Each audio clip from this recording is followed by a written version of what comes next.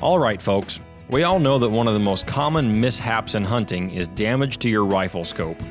Last year, I found the solution to that problem with the Stealthy Hunter rifle cover. It wraps around your scope and actions securely to protect it from getting knocked off of zero or even severely damaged. Stealthy Hunter also has a glassing pad and a wide variety of supplements for the outdoorsman, such as protein powder, CBD products, turmeric, and gut health supplements. They also make a lightweight trauma kit weighing in at just 14 ounces that includes everything you need and nothing you don't for all of your backcountry medical emergencies. To shop all of their equipment and supplements, go to StealthyHunter.com and enter the discount code at checkout, The Northern Hunter, to save on your order today. All Stealthy Hunter equipment is proudly made in the USA.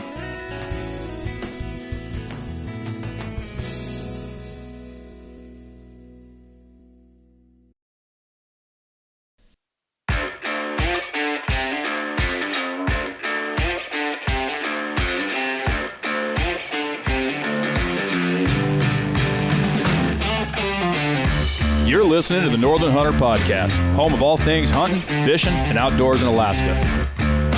All right, everybody, welcome back to the show. My name is James Payne. I'm Dalton Gray. I'm Mariah Humphreys. And in case nobody caught that, Dalton is out of the field and back in town, back in the studio. Welcome home, buddy. Why, thank you very much. It's great to be back. How are you adjusting back to town life? Well, I have the coastal Alaska tan, which is paleism, right? Chronic paleism. There you go. It was a good season. Finally wrapped up guiding for this fall after that moose hunt, and it's a long. I was in the field for all of the brown bear season. Nice. Entire time. Nice. But the whole time in a tent, just about. All right. Well, I am very excited to hear all about that. I'm sure everybody else is. Guys, before we dive too far into that, though, if you like what we're doing here at the Northern Hunter, you know the drill. A subscription goes a long way in helping us grow and reach more people. A rating, a review, a written review, 5-star rating on whatever platform you're listening to it on. And share it with your friends. If you can share anything on our social medias, to your stories, or just send episodes to people, every platform has a share button there. So if you find anybody that is all about Alaska and wants great information, go ahead and send it to them via whatever platform. If you'd like to support us growing and putting on more platforms and more things, doing more stuff, if you go to the website, thenorthernhunter.com, then we have a shop page there with some merch. You can get hats, hoodies, t-shirts, all that goodness. And we have a partners page there where some great companies have decided to partner with us, support what we're doing. We have discount codes with each of them. It's all hunt related, all in the industry to help you get out there and be more successful. So if you go there or in the show notes of this show, you'll see all the companies that support us and the discount codes for each one. If you buy from them, helps us, and we really appreciate it. Yep. I only have one announcement before we get going today. This episode is coming out on October 30th. So that means in just a couple of days, 2 days to be exact, the draw system is going to open up. So if you have not... For Alaska, yeah. Specifically. It's an Alaska podcast, so I would hope that... Well, you never know. Yeah. But... the new listener from Montana who thinks he's in the north, right? Exactly, right? Yeah. But yeah, so the draw tag system for Alaska is opening up November 1st through November 15th. You do not have till the end of the day on the 15th either. You have till 5. November 15th or December 15th? December 15th, I said that. You said November 15th. Did I say November 15th? I think you did. Yeah. Oh, well. So you have a month and a half. So that opens up from November 1st to December 15th, which is a month and a half. Yep. So if you haven't already, you should start looking into things. If you're in Alaska, they have a paper form. The 2023 to 2024 Alaska Drawing Permit Hunt Supplement is what you're looking for. There's a lot of other great systems you can get into. Go Hunt has one. Onyx has one. We're going to be talking all about this on Thursday's episode, so make sure you're listening to that, get some details and some explanations, but I just wanted to put it out there. If you have these supplements on Thursday, if you've gotten it between Monday and Thursday, you can follow along with us as we're reading it. So just wanted to make sure everybody knew and kind of got a heads up on that. So, Dalton, tell us a little bit about your adventures that you've had in the last, what's it been? 4 weeks now? Yeah. Something like that? Yeah, just about. Yeah. Yeah. Missed a bunch of shows. Glad to have you back on Got the mic, back that's into for sure. cell service and realized that I missed some good ones. So we'll talk about that off the air. Yeah. Anyway. I'm gonna say I'm tired of just talking to James. Well, I'm tired of talking to you too, but well, that's all right. I'll get you guys to hug and make up later on. there we go. No. So, no. Yeah, it was a good season. I went out early October to get down to the area where I was going to be hunting, down to base camp there and prep some camp stuff. And you were back down on the coast, right? Yeah. Different area, more towards the Alaska Peninsula. For folks that aren't familiar, that's west of Kodiak area, that long stretch going down to the Aleutian Chains, kind of in that historical area. Yeah. There's a lot of great hunting history down there, a lot of big bears. A lot of people think that Kodiak brown bears are the biggest brown bears in the world. They're the same thing as any other coastal brown bear is. Right. It's just that the genetics have been so isolated on Kodiak for so many years that they grow a lot of big skulls on Kodiak. I was going to say, it's mostly the heads, right? The heads are bigger. The skull genetics, I from what I understand, and this might not even be true, I'd be curious to talk to a biologist from Kodiak about that actually. Yeah. But from what I understand from different guides and different outfitters is that the Kodiak skull genetics seem to be better. And that's for a variety of different reasons. But the body size, and there are certainly a lot of world record class brown bears shot on the Alaska Peninsula as well. They're the same animal, but much bigger areas. They can go a lot farther. There's a lot more interbreeding between different groups and different pockets of the population. So yeah, it's a lot like hunting the Kodiak environment. It's just not Kodiak, right? So anyway, yeah, great big bears, lots of them. Fall hunting, they're fishing in a lot of those areas. We try to target and put spike camps where the fish are running because that's what they're focused on. These bears are all qualifiers for Fat Bear Week. Yeah, At least that's what it looked like to me. Just obscenely fat bears. There was one set of tracks that I saw out there that was in between the footprints. There was a drag mark on the ground. So yeah, that's awesome. He was dragging something on the ground. I don't really want to get into what I think that was, but he was dragging something on the ground. And I ended up seeing that bear actually, and then walking over and looking at his tracks. So that was definitely a monster brown bear. Big old boy. Gorging themselves on fish. And then here pretty soon they're going to be up in the high country looking for denning areas. So yeah, that season is in October. So I headed down there at the beginning of the month and then got delayed in a small town for 3 days due to weather. Couldn't get out to our base camp. Pretty common thing in down the that Super way. Cubs. So we were able to, all of us guides were stuck in the village for a few days. Luckily, we were able to find some local accommodations and get put up. I think we probably increased the town's population by 15% with all of us there. But yeah, so anyway, long story short, we got out to base camp after a while in the Cub, and we had our little powwow with the staff, and then I was the first one out into the field. The weather was good in my spot, so I didn't even spend the night in camp the first day. At that point, we were waiting to get the clients in from Maintown on the charter flights. Gotcha. So everything was delayed because of the bad weather right off the bat. And so I ended up being out in the field for one night, got camp set up. Of course, it was blowing 30 miles an hour and pouring rain. As it does. Setting up a tent. I took a Barney's bomb shelter tent, one of the discontinued models, but they are a 4-pole angled design, kind of a square footprint, if you will. Anybody who has worked up here in the guide industry knows what I'm talking about. They are well-known, very reputable, very strong tents. Gotcha. And I had a bunch of different tents to choose from at base camp. And I walked through the gear shack and I said, are those bomb shelters in good working order? Okay, I'm taking one. And so I grabbed, that was the guide's tent. Yeah. Or the outfitter's tent, I should say. Yeah. That belonged to the outfitter. Yeah. So I grabbed that one because those do very, very well in strong winds. And it's like 1-inch conduit for poles. Wow. So yeah, it's stout. And then I put out all the stakes, all the guy lines, and I'm glad I did. Then the next day, my client got in and he is a traditional bow hunter. Mm. He brought a Black Widow recurve. Nice. I knew I was getting a bow hunter. I wasn't fully aware of what his gear was going to be until I got off the plane. And he walked up, and I didn't see a bow, and then I thought, okay, it must be a trad bow. And sure enough, he had a Black Widow recurve, some homemade wooden arrows, and oh wow, big 300 grain single bevel broadheads. And he's done some traditional bow hunting up here before and killed a moose before. Okay, so he's had some luck. That was on a DIY hunt, as a matter of fact. Wow. And he's hunted Alaska a few times, but really wanted to shoot a brown bear with his trad bow.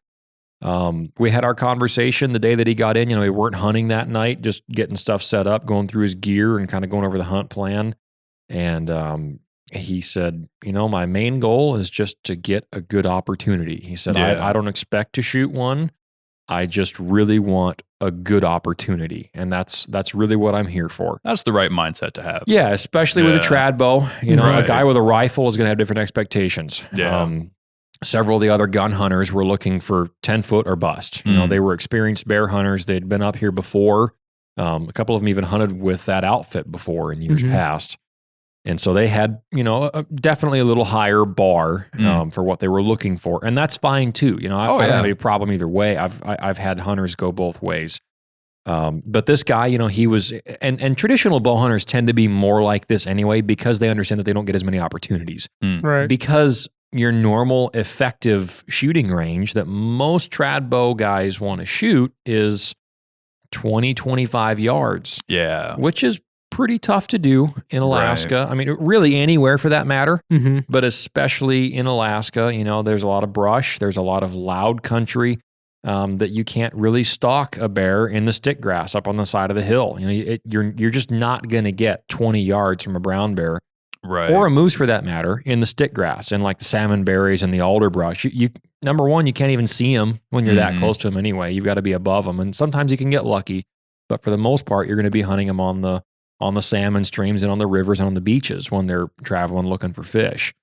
And so do you know what poundage that bow was? It was 54 pounds. 54 pounds? Yeah, 54. It was, there are a lot of speculations about that we could, it's go legal. off into. Yeah, it's totally legal. He, like I said, he had well-made arrows. I think he said he made them himself. I could be wrong on that, but I think he made his own arrows. Yeah. They They were good. He did a good job. He wasn't an amateur at that. They were well-made arrows. And like I said, he had a nice heavy broadhead. His arrows were heavy. He had the right idea. He had the right setup. And he was a little bit older. So he just felt more comfortable shooting 54 pounds. And that's plenty to get into the vitals on a bear. That's just fine as long as you stay out of the shoulder, really. Right. Obviously, 60 plus is preferred, but not necessary. Well, and I would say it probably falls under the same thought pattern as with most rifles when people are asking, well, what rifle should I shoot for this? Right. The one you shoot best. Yeah. If you're more comfortable with 54 pounds than you are 70. Yeah. That would, in my mind, and the way that I explained it to him was like, because my recurve is 62 pounds at my draw length. Yeah. I said, my bow, I would put compared to 54 pounds, I'd say that's like comparing a 300 Win Mag versus a 375 H&H. Mm-hmm. The 375 is better for the job, but a 30-06 will still do the job. You just have to be a little bit more selective, and you can't take as hard of a quartering shot because it's not probably going to go as deeply into the animal. Right. So anyway, first day, you spend a lot of time just talking about how you're going to hunt and what your strategy is. I'd already been there for that previous night, so I'd already seen where the bears are moving. I'd spent that evening glassing after I got the tent set up. And the following morning, I was up early looking at bears. I saw that big belly dragger bear I saw that morning. Yeah. And so I'd kind of gotten a rough idea of where the bears were moving from. There was a nice big river that had a lot of fish in it, but it was a couple of miles away. Okay. Over kind of in the corner where we got dropped off. And there were several feeder creeks that had fish in them in between us and the river. And so the bears were kind of running a loop and just going from the big river up to the smaller river, going up and then disappearing into the alders, and then they'd go up, and then I'd see them a couple days later. And this is obviously through the hunt, I saw that pattern, and you'd see some of the same bears just making that loop, and they were all fishing. Yeah. And there were, there was a good amount of fish, walking over to those creeks throughout the hunt. They all stunk like dead fish, and you didn't want to get water out of those creeks. Thankfully, we had a little small tributary creek that dumped out about 150 yards from camp that we were able to get good drinking water out of. Yeah. So we didn't have to go very far and spread too much scent there either. So that first night, I think we've talked about this a little bit before, but it's worth mentioning again. Part of what I do with a client on the first day is you talk about shot placement, you talk about backup shots. You let them know about safety. He had a handgun. Talked about, you're not going to have that thing loaded unless I say so. My gun is loaded. My handgun is loaded, but my rifle, depending on what we're doing, may or may not be. I'll be ready, but that's my job. Your job is to keep your gun unloaded and don't get a broadhead out until we are set in position. I don't want you walking around with an arrow on the string. Yeah. You could fall and stab me from behind or fall and stab yourself. Just safety things like that. And then I ask health questions. And so I asked him, I said, do you have any known medical conditions that I should be aware of? And he said, well, I have AFib, which for folks that don't know is a heart condition. And for some people, AFib is a non-issue. They just have it and it comes and goes and it's not really a chronic thing. For some people, it can be, and it depends on what your doctor tells you. This guy had some family history of some, some strokes and things in his family. And so according to his doctor, he had been told back home, the last time he had dealt with AFib, he went into the hospital to get it checked out because he kind of felt off. He knew his heart rate was way high, went in, and the doctor, had him on some blood thinner medications, and he was on a few things for it. And it was under control, as far as anybody knew, it was totally managed. But he said that if he went into AFib, that his doctor had told him that he had to be in a hospital within a day. Ooh, so that's a tall order out in the bush. I didn't think too much of it. I thought, well, it's already a known thing. He's already got his meds for it, and he had his little plastic case of meds and had everything lined out and labeled. And he said, "Yep, I should be totally fine. I'm not worried about it at all. My doctor's not worried about it." And so I thought, okay, well, no big deal. But at least I know about the one health condition that this guy has. Right. So he was responsible in his approach to the hunt. Yeah, exactly. He got checked out, had everything organized. Right. And so we went to bed that night after dinner. We ate a quick peak refuel meal, and we went to bed just shortly after dark. I fell asleep in short order. I was out. Yeah. And a nice calm night that night. Next day was supposed to be decent weather, actually pretty good weather, which is kind of rare. And the long-term forecast did not show that. But the next morning we woke up before first light, quite a bit before then, about an hour and a half before first light, just to make coffee and get out and be ready so that we could be looking down the beach and watching for a bear as soon as we could see through the binos, basically. And because a lot of those bears, you'll see the big guys move in the first and last hour of the daylight. Okay. And then some of them you'll see moving from the rivers to the brush. Others will stay up farther up the creeks and the rivers, and you won't even see them in the first and last hour of the light. So you got to find a glassing knob to look down on them from. Otherwise, you won't even see those big guys until they make that coastline loop, and then they come out on the beaches to travel from one area to another. Which could be days in between. Right, exactly. And so this being the first day, I wanted to be up nice and early. I'd set my alarm. I woke up, and I sat up in my bag and lit the white gas lantern in the tent, and got some light going, got a little bit of heat going, and I said, "Good morning." And the client said, "Good morning." And then he said, "So don't freak out." And so immediately my first thought was, what's he going to tell me? And he said, "I've been in AFib since early last night. After I went to bed, after you fell asleep, I was in AFib." Now he has some kind of a smart watch that monitors his heart rate and that tells him what his heart rate is. And so his watch had told him that he was in AFib. Gotcha. And then he took his pulse and was able to tell from his previous signs that he was indeed an AFib. And I said, so what does that mean? What do you want to do? Mm-hmm. And he said, well, I need to get to a hospital as soon as possible. And so immediately my heart sank. Of course, he was very disappointed. First day, hadn't even got out of the tent to hunt yet. It was still dark outside. And he said he had to be to a hospital that day. Wow. So I updated the InReach forecast for the weather, and it showed great weather that day. Relatively calm winds in our spot and partly cloudy, but mostly clear skies and sun. So I thought, well, if there's ever a good day to get out of here, today's probably as good a day as you could have picked. Right. So I InReached back to base camp and relayed that to the guys back there.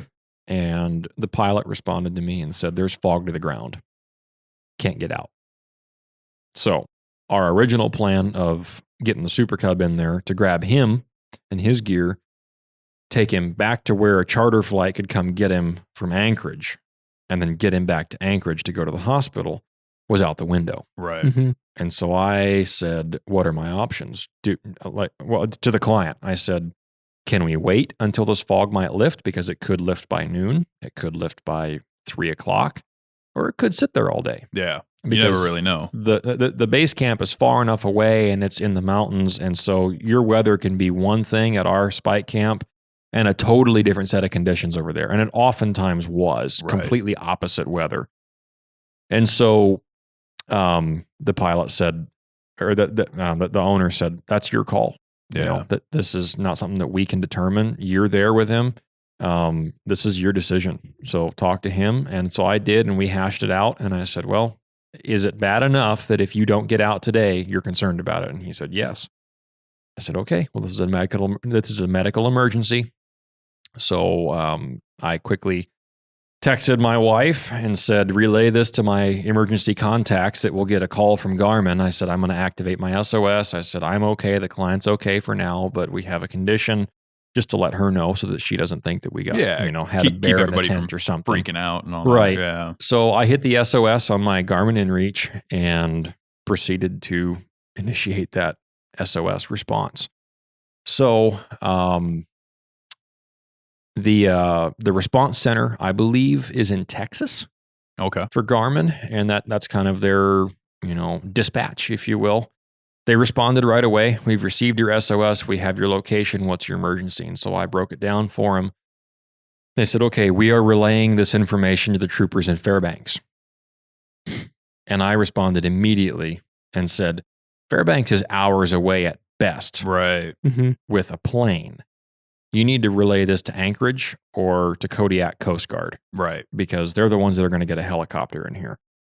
And I said, our base camp, Super Cub can't get out. We are stuck here, and this guy has to be to a hospital by day's end. He's already been in AFib since last night. He didn't tell me. In hindsight, I wish he would have woke me up. Yeah, it's a little odd he didn't wake you up. I think he was probably hoping that it might have gone away. Right. Because he did take his meds in the morning to no effect. And I took his pulse a couple of times, and it was very high, very irregular, hard to even get a read sometimes, very irregular, very concerning. Right. We'll just put it that way. And so I told the response, I said, Fairbanks is too far away. You need to send this to Anchorage or Kodiak. They're the closest ones that can dispatch a helicopter. And then they said, well, Fairbanks said they relayed it to this village, and it was even farther away. Oh, no. And then I said, that's farther away. Just that. Yeah. And then they responded and said, he relayed it to this village, which was then pretty close. Okay. It was the closest place with the trooper station as far as a village goes. Right. So that trooper in that nearby village direct messaged me on InReach. So I deactivated the SOS and said, I will just continue this through the trooper in this village. And so he was great. And I'm not going to say where he was or what his name is just for confidentiality. Right. But he did a great job. He took the helm with that and said, I'm going to call the Coast Guard in Kodiak immediately. And so he did, and within 5 minutes, I had a response, and he said the Coast Guard was not aware of this. Garmin had not sent them this alert, and so the Coast Guard is now aware of it. They will now be direct messaging you, and so they did. And to compress the whole timeline of this event, the Coast Guard had another call that came in during this process for a higher priority rescue. Right. And so I said, look, that's, I get it. That's fine. We're doing okay here. He's stable. And although it was concerning, it wasn't imminently life-threatening at that moment. But the longer we waited, the worse it could be. The closer you were getting to that day mark. And so the Coast Guard made it there over the course of the next couple of hours, landed right there in front of our camp, and we already had all of his stuff packed up. And he was transported to Kodiak in the Black Hawk helicopter. I think it was a Black Hawk, something like that. Big old bird. And those guys are rock stars. Yeah. Like they jumped out of that thing in their orange suits and their helmets and ran over there, Top Gun style. And I took a picture of one of them because he had a great patch on his helmet. And I'm not, again, I wish I could post it. It's that funny, but I'll show you guys. So anyway, they came out, and the one guy talked to us, and he said, all right, who's going? Do you both want to go? And I said, no, I'm staying here. And the client said, well, I'm going to go to the hospital in Kodiak, Providence in Kodiak, and go to a doctor and see what they say. And if I get cleared to come back, then I'm going to try to. So I said, well, that's going to be doctor's prerogative, at that point. And then you can talk to the outfitter and make sure that they're okay with it. And so they took him out, and they took all of his gear. I think he had 2 small backpacks and then his bow hard case, and then that was it. Just in case he didn't make it back. Well, right, exactly. And he asked me that. The Coast Guard officer asked me that. And he said, does he need to bring all of his stuff? And I said, well, he might not be able to come back. I said, if he has to go to Anchorage to get his hard cases and stuff to fly home, then he needs his stuff. Like, this is where all of his clothes are and all of his gear. So, and he's not going to fly all the way back down here just to get his stuff. Right. So he said, yeah, throw it in. We'll take it. And so they took him off. And in my mind, I was prepared to just go home. I thought, this is it. Yeah, I mean, like you hit the SOS, and that's probably going to be it. Yeah. Well, and especially with a heart condition, getting cleared to go back in the field in that short time. Right, exactly. And at this point, the season was already open, and we only had a couple of weeks of season anyway. And so I sat there that day, and we waited. I waited for word. He said he made it to Kodiak, and I was in communication with base camp, and they said, well, the weather's too bad for me to pull you back to base camp today, because every day that you're out there, there is that risk that you could bump into a bear and have a bad situation. Oh, sure. And without a client there to shoot it, you just don't want to put yourself in that situation unnecessarily. Right.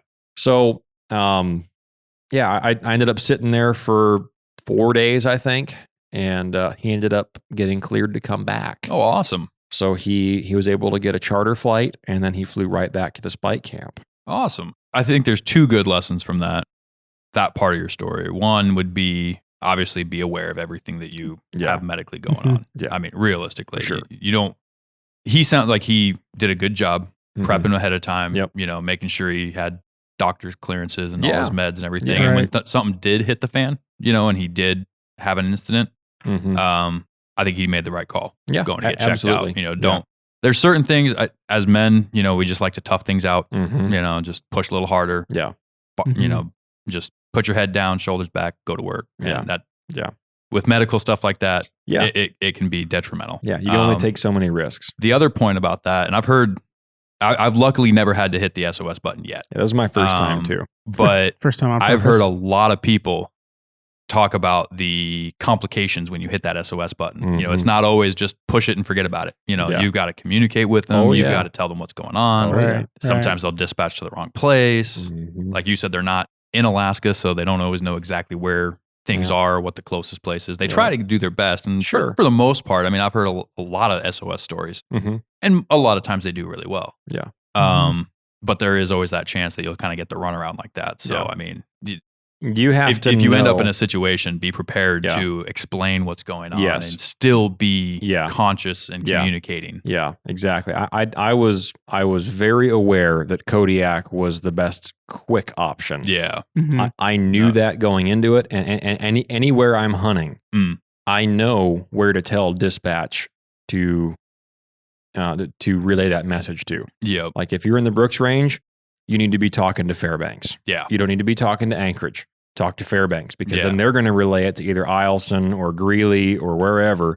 And so you need to be able to communicate at least basics of what is closest to Kind you. of plan your Because- exit strategy. And that's one thing that kind of bothered me is they ought to be able to pull up your location on a map and then have every pin of every emergency response and what Oh, their yeah. capacity to deploy is, Right. and say, he's on the Alaska Peninsula. Where's the nearest Coast Guard base? Boom, Kodiak. Mm-hmm. And just that fast, they go straight to the Coast Guard, not to Fairbanks. Yeah. You know, Which- that's And a lot of the stories I've heard are just that fast. Yeah. And sometimes they do really well, and maybe it's, a new dispatcher or whatever the case might be. It's your people dealing with Right, people. right. It's not. yeah, So just understanding that ahead of Mhm. time, Yeah. planning your exit strategy, knowing that you have to communicate and Yeah. what to communicate. I think probably the biggest thing that people need to be aware of is, yes, the Garmin InReach is a great emergency response tool, but it is a middleman. Yes. You are texting somebody in Texas Yeah. that is then going to relay your message.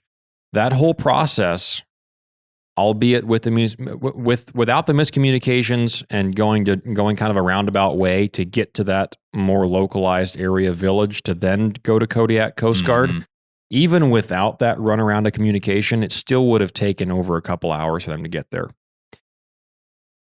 You need to be medically competent, Yes. especially as a guide, to deal with whatever might happen.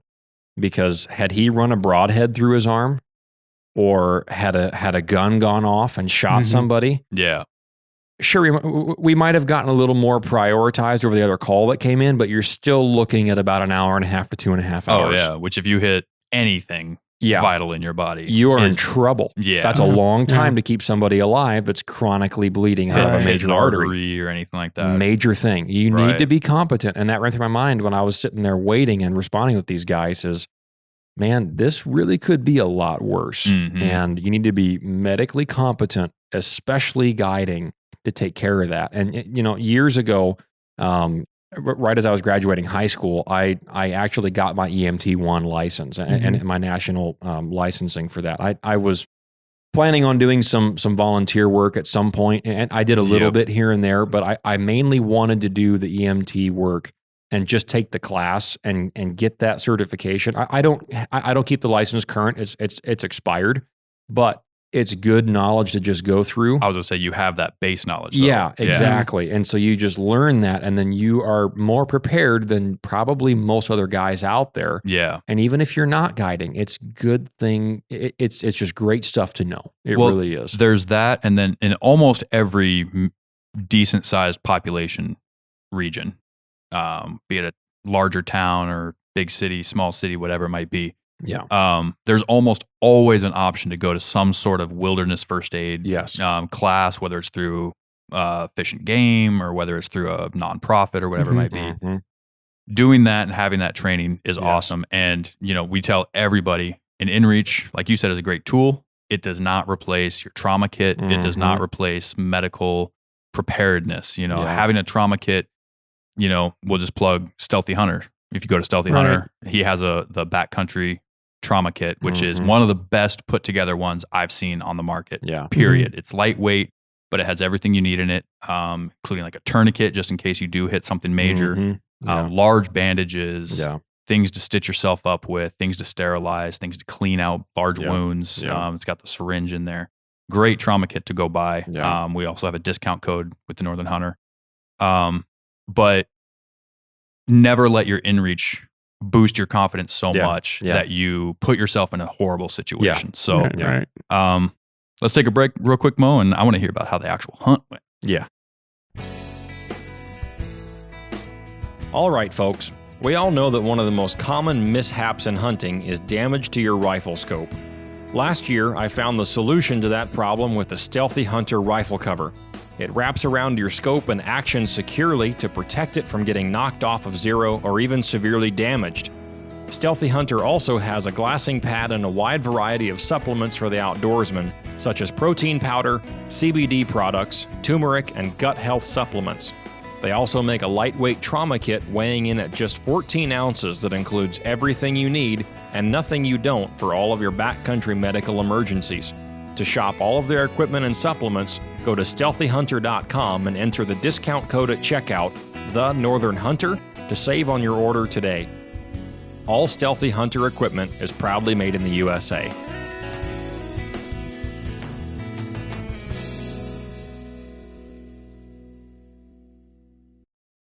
All right, so dude comes back, gets a charter back into Spike Camp. Yep.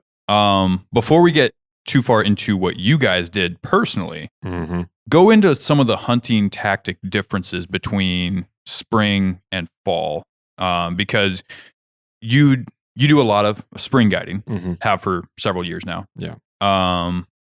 So what, if anything, did you alter in your strategy for the later season? There are a lot of differences. Yeah. A lot.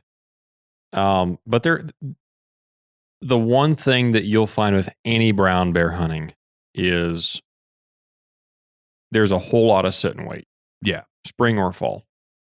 There's still the aspect of this bear can smell 7 times the olfactory nerve receptors as a bloodhound, 100 times better sense of smell than a bloodhound. Yeah.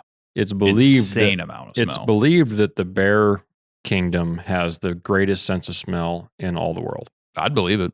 Really? I was just watching a documentary about brown bears like 2 days ago, and I heard that, and I haven't looked it up, so don't quote me on that. But I wouldn't find that hard to believe, though. Yeah. Because of the amount of olfactory nerve receptors, which allows for sense of smell. So you're always playing the wind, spring or fall. That's rule of thumb. Never put yourself in a position where you are exposed to wind that is blowing your scent into where you're trying to hunt these bears at. Yeah. Because, and this is something else that's interesting too, and I don't know if it's 100% true or not. I'd be curious to talk to a biologist about this one too, that specializes in bear biology. I've heard that because of their such an acute sense of smell, that they can not only determine that that's a human footprint that's from 4 days ago, but they can distinguish what stepped there today, what stepped there yesterday, and they can distinguish timelines of based how on long ago something was there. Based on how strong the smell is. And that's how they determine in the springtime of which set of sow tracks to track down to try to get to go into heat to mate. Wow. So that's impressive. You know, you hear all the old stories about, you know, guys walking down the beach in their rubber boots and the bear walks by your tracks 2 days later and he puts his nose in your footprint and runs and you never see that bear again. Right. I've had that happen before. Yeah. And so the same thing applies spring or fall. Play the wind. Play the wind. Play the wind. Which is, good practice whether you're down on the coast, interior Alaska, any kind of bear hunting. Even if I've got a grizzly working a bear bait, if the wind is bad that night, I don't go. Right. It's just not worth the chance, you know, because you're just going to run them off. And they do not come back. They just don't. The mature bears don't. Right. Some of the small ones will ignore it sometimes, but I've never had a big shooter bear ignore scent ever. Yeah. When their stomach overpowers their brain. Yeah. That's usually a younger or just a very hungry bear. Yeah. Desperation or aggression, sure, that can be in there too. But as the big a ones as a don't get rule big of for thumb, no reason. Exactly. As a rule of thumb, the big guys are the smartest ones. Yeah. So as far as the fall goes, kind of the bigger difference where I was working on this hunt is there's a lot more terrain variation. Yeah. Like topographical differences. It's not thickly treed. It's just not. It's heavy alder brush, devil's club, salmonberry, stick grass, nasty tangled brush, but not a forest of undergrowth and old growth. Still nasty to walk through, sounds like. Oh yeah, still borderline impossible in some places. But you have more visibility. Okay, yeah. You can glass up on hillsides farther away than you'll ever be able to walk and look for these bears if they're moving up on the hillsides, which some of them were. I saw a good number of them, but I wasn't focusing up there. And this is more situational to the hunter that I had, being a traditional bow hunter with his distance stipulations. He expressed that he would prefer to be 25 yards-ish or better on a brown bear for a good shot. As the hunt went on and he got to see more of the terrain and he shot his bow a few times, he said, I'm comfortable shooting 30 if I need to. Yeah. I can do that. I just would prefer 25 or under. And so I in my mind, that's about the difference between 40 and 60 with a compound. Right. 40 yards, if a guy says, I want to shoot a brown bear with a compound at 40, but I can do it at 50 or 60 if the conditions are right. Mm-hmm. That's about the comparison between 20 or 25 and 30 with a recurve.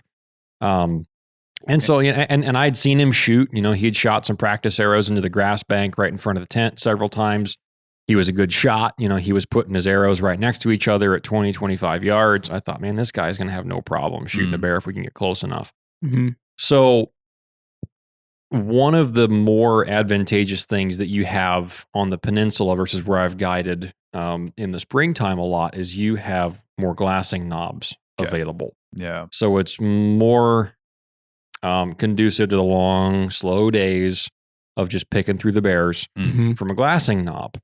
Well, at the spot where we got dropped, our nearest glassing knob was over a mile away. And as it happened, the wind was howling off of that knob right up into where the bears were. And so I said, we're not going up there. Yeah. I said, we are going to stand right here near camp. We had a little point on the coast that we could walk up to about 300 yards from the tent, where we could see back down past camp into that head where all the creeks and the river was. And then we could see around the corner down the other side of the beach. And the wind was good enough to do that and not blow straight into their corner. Right. But had we gone up on that glassing knob from that angle, the wind would have blown right down into where those bears were. Just busted them all And out. so what you'll see is in this area is you get dropped off and then you spend 3 or 4 days hunting. And on day 1, you'll see 10 bears. Mm-hmm. On day 2, you'll see 8 bears. Day 3, you'll see 5 bears. By day 4 or day 5, you're seeing pretty much nothing. They know you're there. And then you say, well, where'd all the bears go? Well, they all smelled you, all the big ones anyway, and they're not coming around. Yeah. They went somewhere else to fish. And that happens routinely. And then guys wonder, well, I had to get moved, or my guide wanted us to get moved. Well, it's because you blew it out. Right. And that's not uncommon. And sometimes that happens inadvertently. But where we were camped, I was able to set up the tent in an old camp spot that was surrounded in the alders that were 4 feet taller than the top of the tent on almost all the way around. Mm-hmm. So we had very, very good protection from the wind right at camp. Right, right. So even if the wind was blowing straight down the beach, right over the camp, right into where the bears are, we were kind of below that wind line because the brush was really sheltering the tent.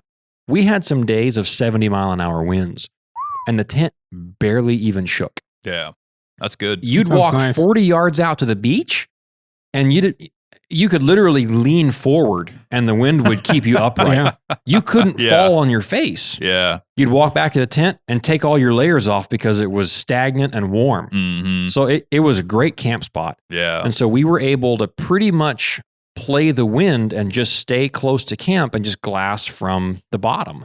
And we could see the entire coastline. We could see up some of those creeks. We could see the river. And we just watched bears. We never saw a decrease in bear numbers. Not one day. And I was out there from beginning to end of season. Nice. Never had a day that I thought, I wonder if we blew it out. Not once. Awesome. So that part was really advantageous. And it was familiar because I've done that a lot in the spring, Right. where you don't have a glassing knob. You just sit looking down a long beach line or up a lagoon or on a grass flat somewhere where the bears will come out and eat grass and look for a sow. So I didn't have a glassing knob. I never went up there one time, but we didn't need to either. And a lot of these bears are working from that main river, the big river, towards us down the beach a couple of miles. And they would cut in up this one creek that was a fairly sizable creek, small stream.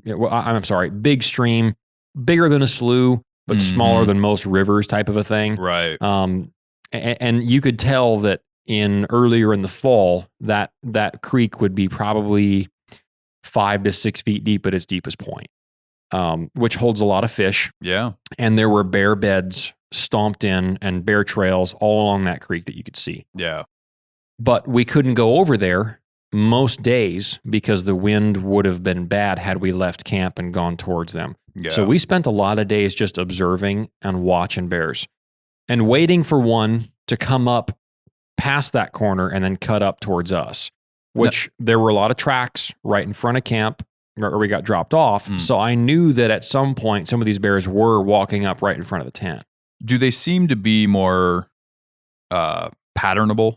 I don't know if that's a word, but I'm going to use it. In the fall than in the springtime, being as like the food seems to be more consistently in the same place. I would say so. Yeah. Yeah. Okay. Yeah, I would.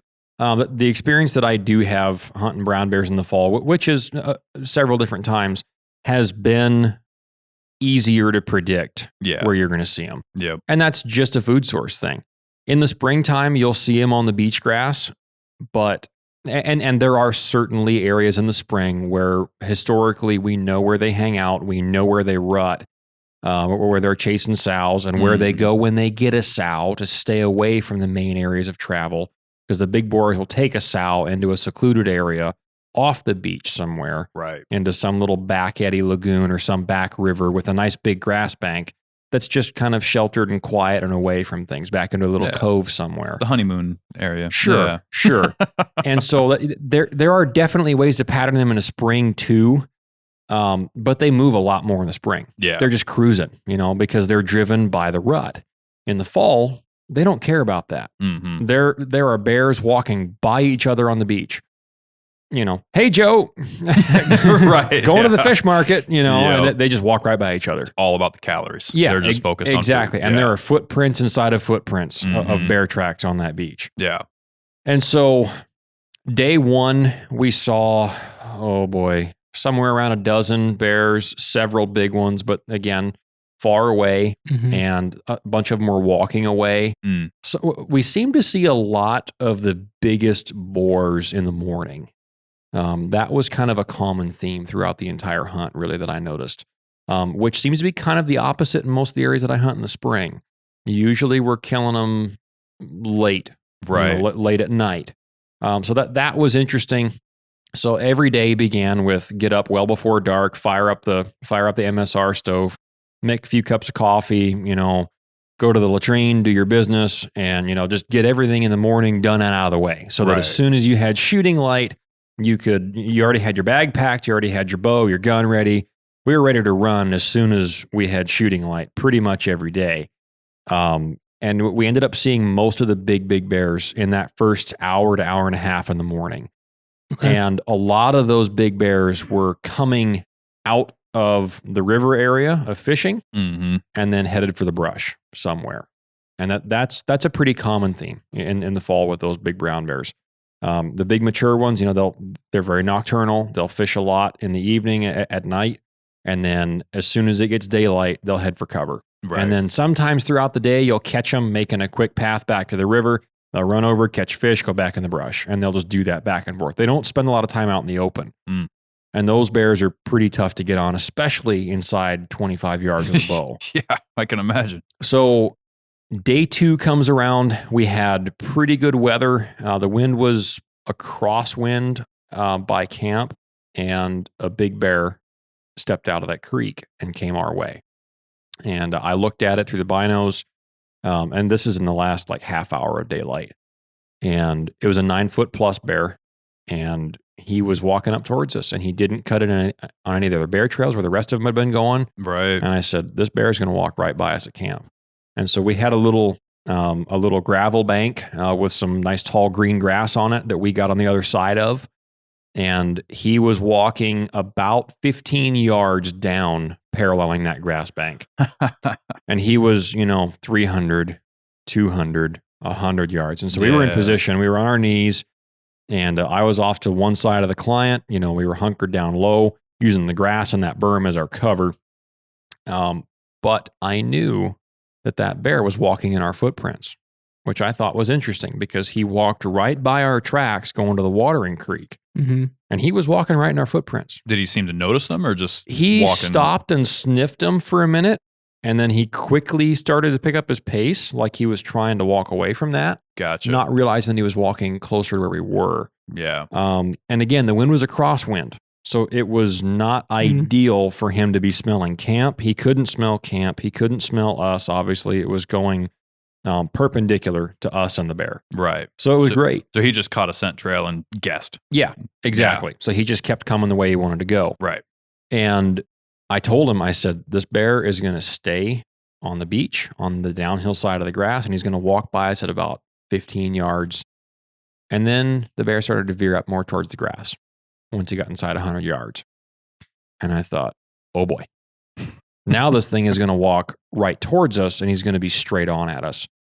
Well, now the problem with that was he was even playing field with us. Right. We didn't have the high ground anymore. Mm-hmm. So we didn't have any ability to shift and angle my hunter towards him for a shot. Right, without losing your cover. Without blowing our cover, because now he's inside of 100 yards and he's staring right towards us, just sauntering along, just walking. And so I said, he's going to get right up on us. I said, you need to be ready for a very, very close shot. Because as soon as he gets with us upwind of him, because if he continues down the beach on that line, then once he gets 90 degrees from us in the wind, the jig is up. Right. And now he's going to wind us at like 10 yards. And it's going to go one way or the other, Pilgrim. And I whispered that. I said, when he winds us and he stands up, you either shoot or you get out of my way. Yep. He said, okay. And so that bear get came real up. Western real quick. Well, yeah. Yeah, you ain't kidding. And so this bear gets in, and then he's 40, he's 35, and then he's 30, and he stopped. And he's looking down at us now. He's up on the high bank looking down on the other side of the berm at us. And he couldn't quite tell what we were. Neither of us were in camo. My client had solid brown Sitka Stormfront rain gear on for the wind. It was cold that day. I had on a green Burst Light jacket, just kind of that, mossy green color, and then black rain pants. But it was getting close to dark, so there wasn't a whole lot of light to reflect off of anything. We had that to our advantage. And he stopped at 30. And I told the client, I said, he's at 30. And I said, you need to either pivot and try to shoot, or this bear might turn around and walk away. Yeah. And the bear stood there, and then he was right at the spot that we'd been cutting in from the beach going into camp a lot. So that was our main foot. And he stopped there, stuck his nose in the sand, and then stood up on his back legs and looked right at us. And I said, if you can shoot him, shoot him. If not, then just sit still. And the bear just stood up, and then he took one step back, went on the downhill side of the beach, on the other side where he should have been to begin with. He stood back up and looked again. He didn't know what was going on. Yeah. And then blew, and then turned around and kind of galloped over, turned up, came over the bank right in front of us. Again, 30, 35 at that point, and then ran 30 yards past our tent. And then at that point, he got the wind of camp, and the jig was up. Yeah. He'd winded camp. He'd smelled our tracks. He saw something was off. He was too high on the bank, and he busted us. It was great until it wasn't. But you can't predict what they're going to do. Yeah. And for that situation, we were as far away as we could have been while still retaining the ability for a shot had it presented itself. And so that bear got away. And that was the evening of day 2 of hunting. So right away, my spirits are pretty high. Yeah. I was The client was jacked up. He was, man, that was awesome. I never thought we'd get that close. He said, that was fantastic. And this is like the very beginning of the hunt. How long were you guys scheduled to be out there for? The whole season. Whole season? 2 Okay. weeks. Yeah. Yeah. Nice. Yeah. So he had lost 4 or 5 days at the beginning. Right. Between the weather delay, getting there, and then having to go out for the medevac, and then coming back, lost a day to flying that day. So I think he lost a combined total of 5 days or so. Okay. So we had about 10 days of hunting, I think, somewhere around there. So, day 2 evening, we had an opportunity, had a bear in bow range, and then that was that. Yeah. So that bear left, and I said, man, we didn't even have to leave camp hardly. And we had a shooter. And that bear was a nice bear.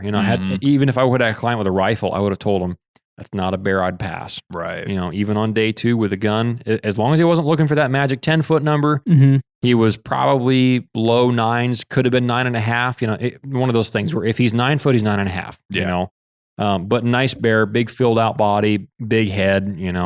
Big wide forehead. He had kind of a dark scar on his nose that I couldn't quite make out in the low light, but it was a neat bear, just a beautiful chocolate colored bear. And the hides on them this time of year are just pristine. They're just beautiful.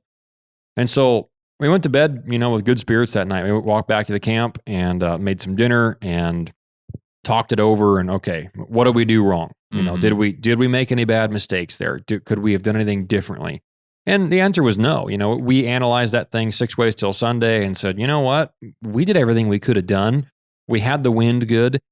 He just deviated from his course and just happened to go the wrong way. Had he stayed 15 yards down from the grass, we would have had a point blank shot on that bear and probably would have killed him. But it just didn't work. And that's bow hunting.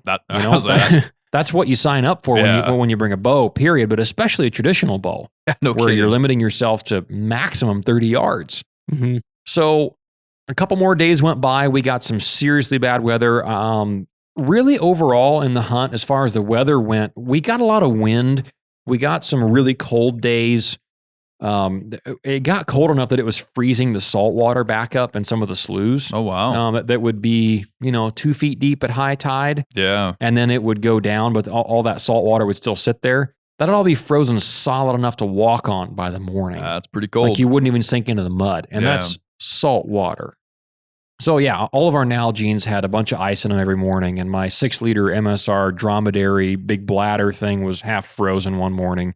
It was cold. One night I woke up to have a little midnight session outside. Had too much water before bedtime, and it was like 3 o'clock in the morning. And I stepped outside, just in your long johns. Yeah. And I had my headlamp. And I turned my lamp off because all the stars were out, and I realized, whoa, it is really cold. I looked at my thermometer that was on my pack, and it was outside that night because it wasn't raining. And that thermometer said 10 degrees. Wow. It was really cold. That's cold. And that next morning, we saw a lot of bears too. They were hopping when it was cold every morning. It was great. But overall, we only lost a half day for a tent day overall. And that was just because it was terrible fog. We couldn't even see down the beach. That's phenomenal for down there. Yeah. I told him, and like I said, this guy's hunted Alaska before, and he's had moose hunts where he spent days in the tent before. Oh, yeah. And I said, usually out of a 10-day hunt, you can expect to lose 4 or 5 to just tent days. Right. No, especially on the peninsula. That's a big Kodiak. reason you plan a 10-day hunt. Yeah. Is to compensate for that. Yeah, exactly. And so I thought we were pretty fortunate in that regard. Now, we stood outside in the rain a lot and got rained on a lot. But it wasn't to the point that you couldn't see. As long as we could see, we were outside. Yeah. And we were looking for bears. And how much shooting light did you have? Shooting light was, we got, 45 minutes less a week. Right. So over the 2 weeks, we lost an hour and a half of shooting light total. But we got up, well, let's see. I think we could see the beach well enough through the binoculars to look for bears by 8:30-ish or so. Not too bad. 8:15, 8:30. And then it was dark, too dark by 7:30 or 8 o'clock, something like that. So, sounds like October. Yeah, a good solid 12-hour day.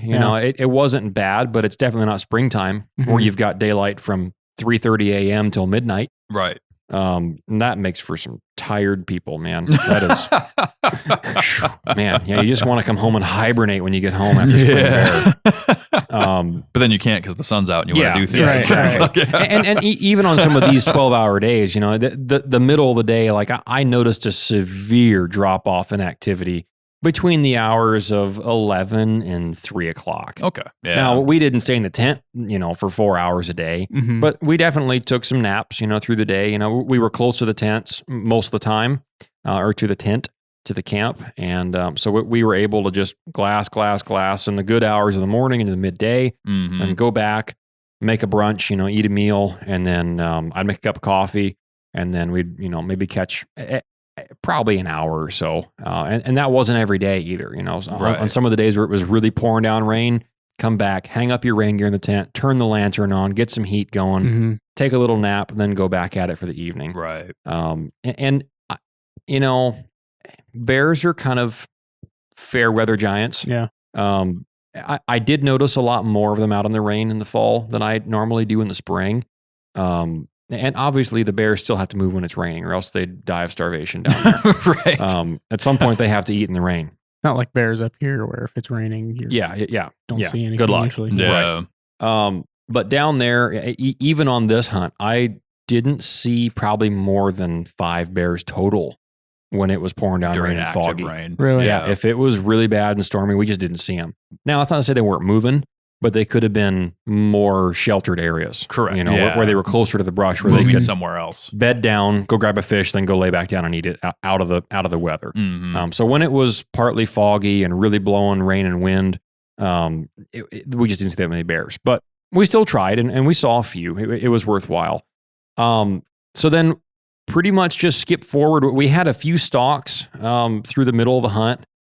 We had one day where first thing in the morning, we had a little 7-foot bear pop up right in front of the tent, probably 40 yards, just right in front of us. I stepped out and looked, and there was a bear's head looking up over the berm at me. And I couldn't tell immediately how big it was. I just saw part of a head and an ear. So I got back in the vestibule, get your bow.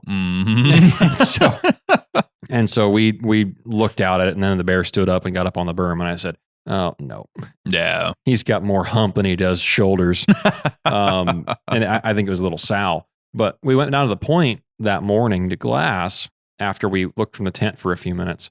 And that bear walked all the way down the beach, probably a mile and a half away, turned around and came right back. And while that bear was on his way back towards us, a bigger bear stepped out the other way. Right. At the good spot where the other big bear had come from. And he was headed down our way somewhat. And I said, we need to go cut that bear off because the wind is good. He's coming that direction. But I want to, I said, I want to cut him off before he gets to our tracks again. I want to get down past our water creek, get down a quarter mile down the beach. Because he's that you think bear, this was the same bear? No, different bear. Yes. Yeah. A little bit smaller. This client was looking for a good mature bear. Okay, so he wasn't looking, he would have been happy with an 8.5 footer as long as it was a good mature bear. But he wasn't wanting to connect just to connect. He wanted to connect on something worthwhile. Yeah, exactly. I had told him that I didn't want to shoot a bear under 8.5 foot. Yeah. I said, if I'm not convinced that he's over 8.5, then we're not even going to stalk him. This bear I figured was between 8.5 and 9. Probably high 8s. Yeah. Nice bear, pretty bear. It was a boar. And this little bear was still coming in behind us. And we had been fixated on that little bear for a while because I'd said, this bear is not really afraid of us. He didn't spook in front of the tent. And I've had problems with these little guys before. Said, so if he gets into like 30 yards, I'm going to start throwing rocks at this little thing because I don't want him hanging around camp. I don't want him chasing us down the beach. These are the ones that don't know any better than to get shot. And I had told him, I said, look, that's not a situation that we want to put ourselves in. And he said, well, I definitely don't want to shoot this bear, even in self-defense. He said, if I have to, obviously I will pitch in and help if it gets dangerous. Well, then this other bigger bear stepped out, a mile behind us and was working our direction slowly. So I said, grab your pack. This is our golden opportunity. We can get away from this bear and we can move on to bigger bear. And hopefully this one leaves camp alone. So right as we shouldered our packs, that little bear popped out 50 yards behind us, walking towards us. And so I said, hustle. let's walk. Yeah. And so as this bear rounds the point, we'll already be 100 yards away, and he'll see us, and then hopefully he'll spook and leave. That didn't happen. We got past the tent, walking down towards that bigger bear, which was still 3/4 of a mile away. And the little bear, I turned around and looked behind us, expecting him to be just rounding the point. Mm-hmm. He was like 60 yards behind us. At some point, he picked up his speed big time. Wow. Behind us. And I said, whoa. I just stopped, turned around, and I said, this is a problem. And I said, chamber around your handgun. And I said, you do not turn your back. Mm-hmm. I said, and he said, what about the bigger bear?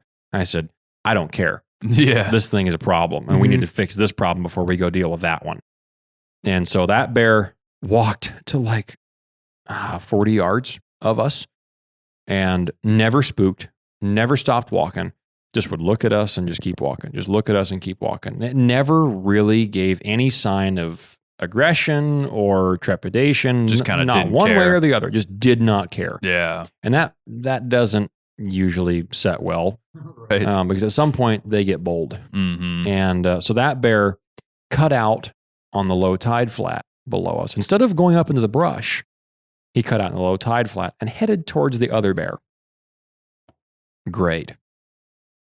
So I said, So he's going to talk to his buddy. Hey, there's a couple guys Yeah. back there. yeah. And so I said, let's go. Yeah. So now the bear is 50 yards off to our left, walking the same pace as us. And we're walking close to the beach up by the cover, trying to stalk this bigger bear. And he's walking 50 yards away, just paralleling us the whole way. He wouldn't even look at us. And I would wave my arms. Hey, get out of here. Get out of here. Nothing. The bear just didn't care. So we got up to a good spot where we were going to intercept this bigger bear. All we had to do was cross the salmon stream, and he was going to walk right by us. And I thought, man, sweet. This another chance. I think that was day 4 or 5, maybe 6. And the small bear at that point, walked past us when we stopped to set up for cover behind some driftwood. The small bear walks over in front of the salmon creek and stood there and stopped when he saw the bigger bear. The bigger bear stopped and looked at the smaller bear. And they just stared at each other from like 150 yards away. What follows could only be described with laughter. The bigger bear, being upwind, couldn't even smell the smaller bear.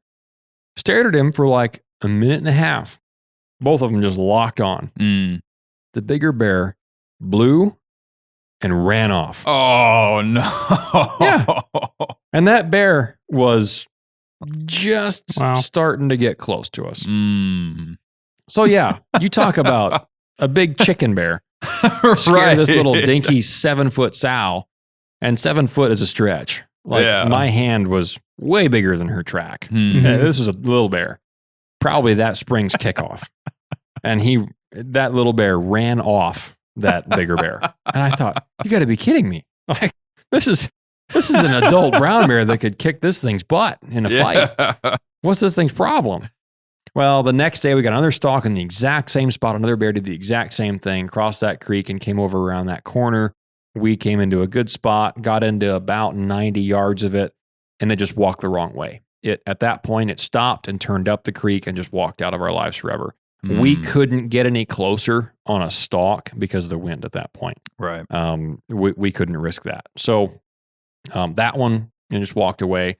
So at this point, we've had 3 bears in gun range and 1 at 30 yards. Okay, so we're already doing pretty well. The next several days were followed by a lot of bad weather, relatively speaking. The activity kind of died down a little bit. We saw them moving in the early morning and late at night when the weather would kind of calm down. I noticed that the wind probably an hour and a half or 2 hours into daylight would really start ripping. It would blow all day long. And then when the sun started to go down behind the mountains, it had kind of calmed down and the bears would come back out. But it was always too late to move on them. It was already almost dark by that point. Right. And they were too far away. You just didn't have the daylight. By the time we'd get to where we would cut them off, it was just too late. It would be too dark to shoot. And so, yeah, there's a lot of watching bears at that point, and you're just sitting there, just viewing bears, and just waiting for that chance because when the wind does calm down and switch directions, and when the rain does let up and we get a nice calm morning, that'll be our shot. And all we got to do is get over on one of those salmon creeks when the wind is right, and we will get our chance, because we'd been seeing them all the time come out of that brush, walk down the creek, and I knew where the bear trail was. I knew where we'd cut them off. I had it all planned out, but we just had to wait. And finally, second last day of the hunt, it just all came together. Yeah. I woke up that morning, dead calm. Not a blade of grass was moving on the beach. The clouds were set in heavy, way up high, above mountaintop level. Nothing was blowing anywhere from like 2,000 feet and down. And it was just a nice, calm day. No rain, no fog, perfect visibility. And we got up that morning and I said, this is our chance. And I said, no, the wind is very gently wisping out of those creeks into the bay.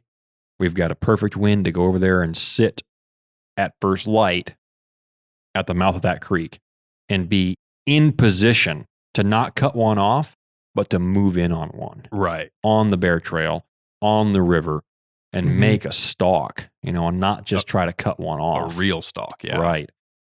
And so we walked over there, and, we had our waders on. We were crossing these little creeks.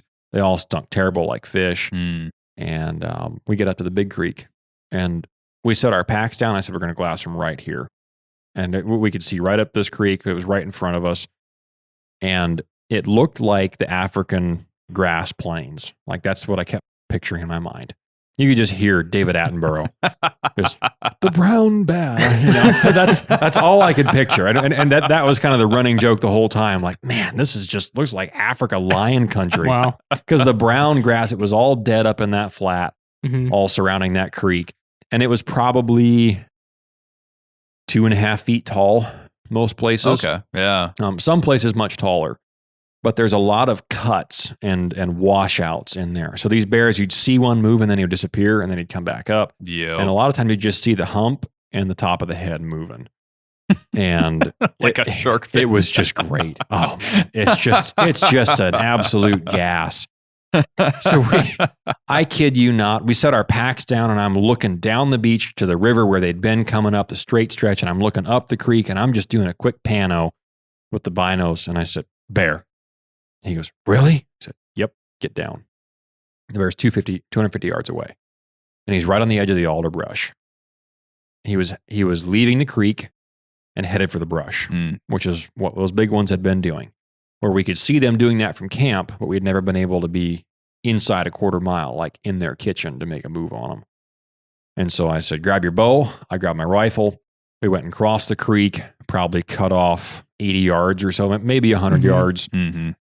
And the bear kind of worked his way along the brush line towards us, but he was still about 150 yards away at that point, and he was going to walk away. He kept cutting in and out of the brush on a bear trail, and I said, man, he's going to walk past us.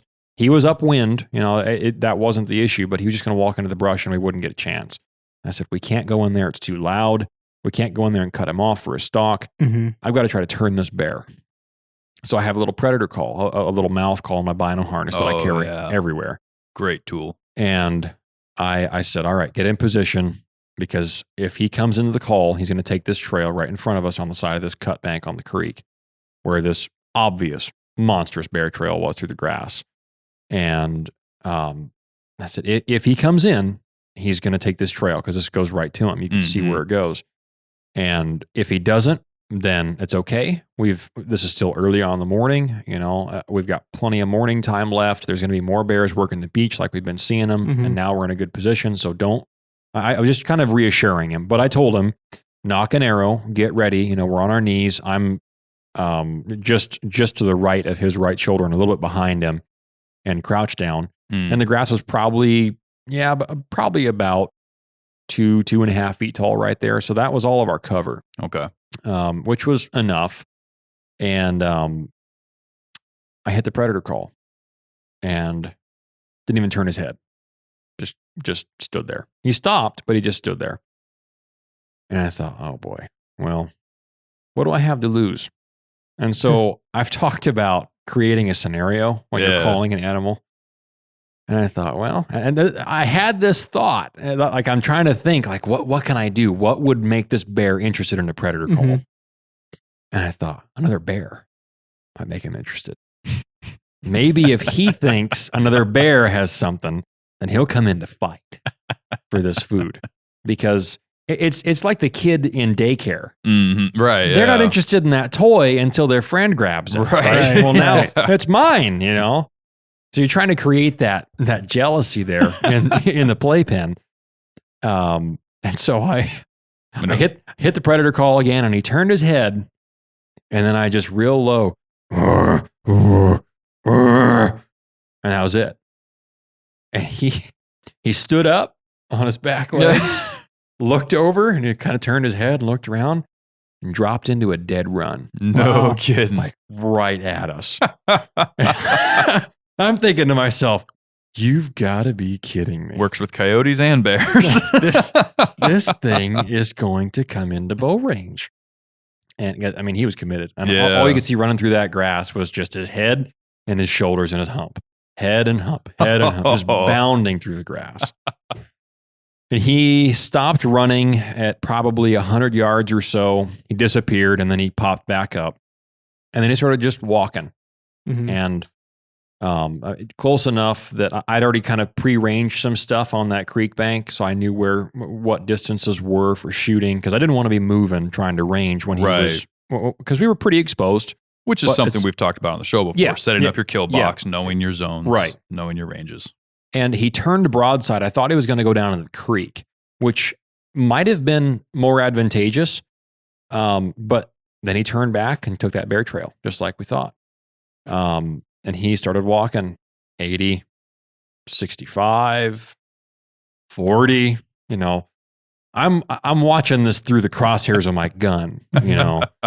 And the client, you know, arrow nocked, fingers on the string, ready to go. Yeah. And that bear came in 27 yards. Ooh, buddy. And stopped facing us. We already had this discussion about frontal shots. Mm-hmm. I showed him the magic pocket of where to put that arrow. Mm-hmm. I said, you're going to be shooting pretty much dead level with him, with the vitals. You're not going to be shooting up, not going to be shooting down. Just shoot to one side of that neck if his head is down. If its head is up and he's trying to wind us, which he's probably going to try to do, then put it right underneath of his neck, and right in the middle of that chest. And he was comfortable with the shot, and the bear just stood there. And I said, if you're comfortable, take him. You know, obviously I'm whispering. Mm-hmm. Right. And he drew his bow back. And I thought, man, this is it. It's going to happen. And he held his draw for probably 3 seconds or so. And bow went off. And I watched the fletchings.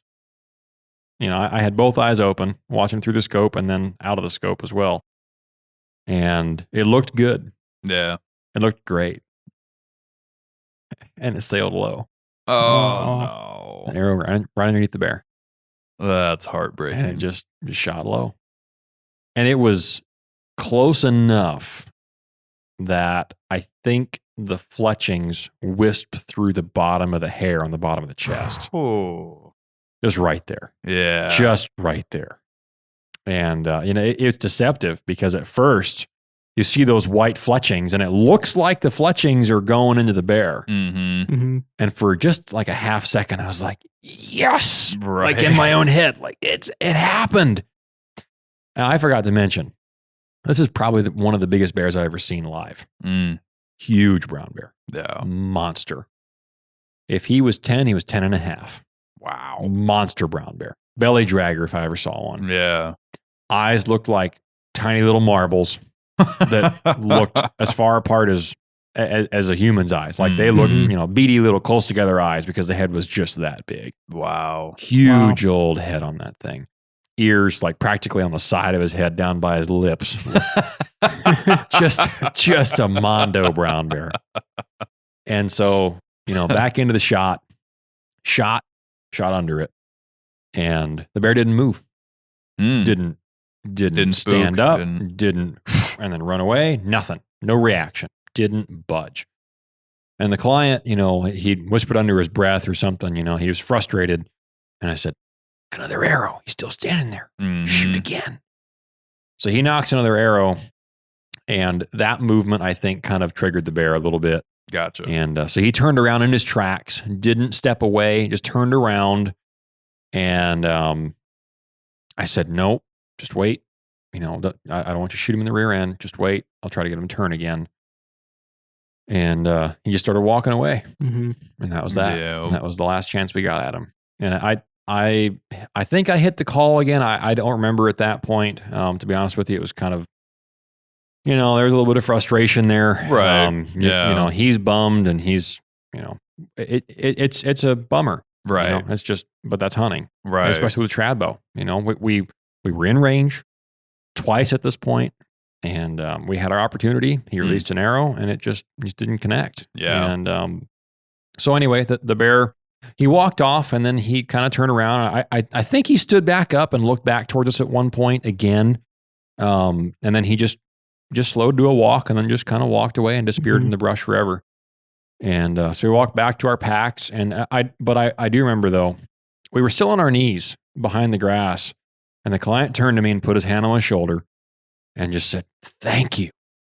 That was awesome." Yeah. I never thought that we would get that chance, especially after getting a chance on day 2 to get a chance at an even bigger bear. Because I'd told him, I said, this is a huge bear. Like this is monster class. Like this is about as big as they get. And so he was grateful. He said, that's totally on me. Thank you so much. And he was just grateful as could be, which really made me have a sigh of relief. Right. Because you can take that every different direction. The client could be upset and, well, how come we didn't do this? And how come we were here? And no, he just understood that everything went well until it didn't. And that's just, and that's hunting. Yeah. And anybody who claims they've never done something like that is either full of it or they don't hunt enough. Yeah. Because eventually every hunter makes a mistake. You either shoot something and make a bad shot and wound it and have a bad recovery, or heaven forbid you lose it, or you miss. The statement goes, if you can't tell a story about it happening to you, it's just that it hasn't happened yet. Right. Keep hunting. Yeah. Something's going to go sideways at some point. Absolutely. So absolutely right. And so we went back to our packs. Obviously he's disappointed. And at that point, every few minutes you can just tell. I just, just quiet, just kind of let him get his head straight, kind of reset mentally. That's a tough deal. And I felt terrible. I was wishing that, and at that point I'm questioning, like, could I have done anything different? Could we have been in a different spot and gotten him closer? And there really was no better option. We were in as good a place as we could have been. Everything was perfect. It just didn't pan together. Went back over to the packs. I think we drank a little bit of water and ate a candy bar or something, and just kind of reset. And a bear that I had seen while he was gone, getting checked out for his medical thing, I had seen a big bear stroll by that creek, and it was a real belly dragger. And it wasn't, I don't think it was 10 foot. It was definitely over 9, but I don't think it was over 10. I guess I suppose it could have been 10, but it looked like a middle class 9-foot range bear. But the characteristics of it were just prehistoric. Just about perfectly white ears. Oh, weird. Okay. Just a neat looking bear. Yeah. Real light colored bear. It was a boar. Plenty of evidence of that. But just a little bit shorter body than that big one that we missed the opportunity at there, that morning, but still just a monster bear. White claws as well. It looked like it had kind of a bulldog type of a face, where it was so fat and so old looking. Like the face just looked like an old face, kind of saggy, just kind of all just crunched up hide, and just old looking bear. Right. And he kind of walked a little bit weird, pretty slow walk, didn't go anywhere fast, just looked ancient. And that bear popped out down the beach by the big river, down the beach from us. About 20 minutes after that big one got away after that shot. So that bear, however, was in a bad spot. He was walking about 150 yards out in the tide flat, down off the grass bench. In the wide open. So no cover. There's not even a boulder out there to get behind, like that classic Fred Bear video where he hides behind a boulder and a bear walks by him at like 20 yards. Yeah. We didn't have that. But we had the big grass shelf up the beach from him that was about 150 yards from where he would walk by. But again, from that distance, because I'd said earlier that the wind was just gently blowing out of that valley down the beach. And so we got into position up on that grass shelf, and I said, get your bow ready, knock an arrow. He's going to come by us. Let's just see if I can call him up closer to the beach. I said, it's a long shot, but we're going to try it. Second last day of the season at this point, we don't have any other options. We've just got to take this risk. And this is another great bear. So this is bear 6 that we're going to get a chance at here. But I told him, I said, if we don't get him to come in from a 45-degree angle, he's going to wind us at some point when he gets down of us on the beach right in front of us. And so again, you're looking at that 30 yards or closer mark, and this bear is 150 yards out from the grass line. So he gets to about the 45-degree point. He's a couple hundred yards away, just very slowly, just, pudgily walking along. Looked hilarious walking. I mean, just ripples of fat, just obscenely fat bear. And I hit the call at probably a couple hundred yards away, and no response. Again, no interest at all. I growled again, carried on for a minute. He stopped dead in his tracks and just stared up where we were. He couldn't see us. He's still too far away. And we had good, reasonably good cover in that grass. And he started walking towards us. I thought, man, you have got to be kidding me. These bears really are tricked by this growling thing. And so he made a beeline in. He wasn't going fast, and he didn't run in like the other one just had. Right. But he came in and he stopped. He was inside 100 to the point where I was starting to get pretty hopeful that this thing might actually come all the way up to the beach to check us out, and we'll get another shot at this bear. Were you quiet at this point, or were you still wailing on I that call? hadn't made a noise at that point. Okay. He was still coming. At that point, he was keyed in on us. He knew what he was wanting to do. He was wanting to come up there and see what else had been killed and see if the other bear that had killed it was smaller than he was so he could eat it. Right. And so he made it in. I think it was probably 85 yards or so. Could have been a little farther, maybe a little bit less. Somewhere just inside of 100, though. And I felt the wind swirl. And it kind of changed directions a little bit, hit the back of my neck, and went towards him.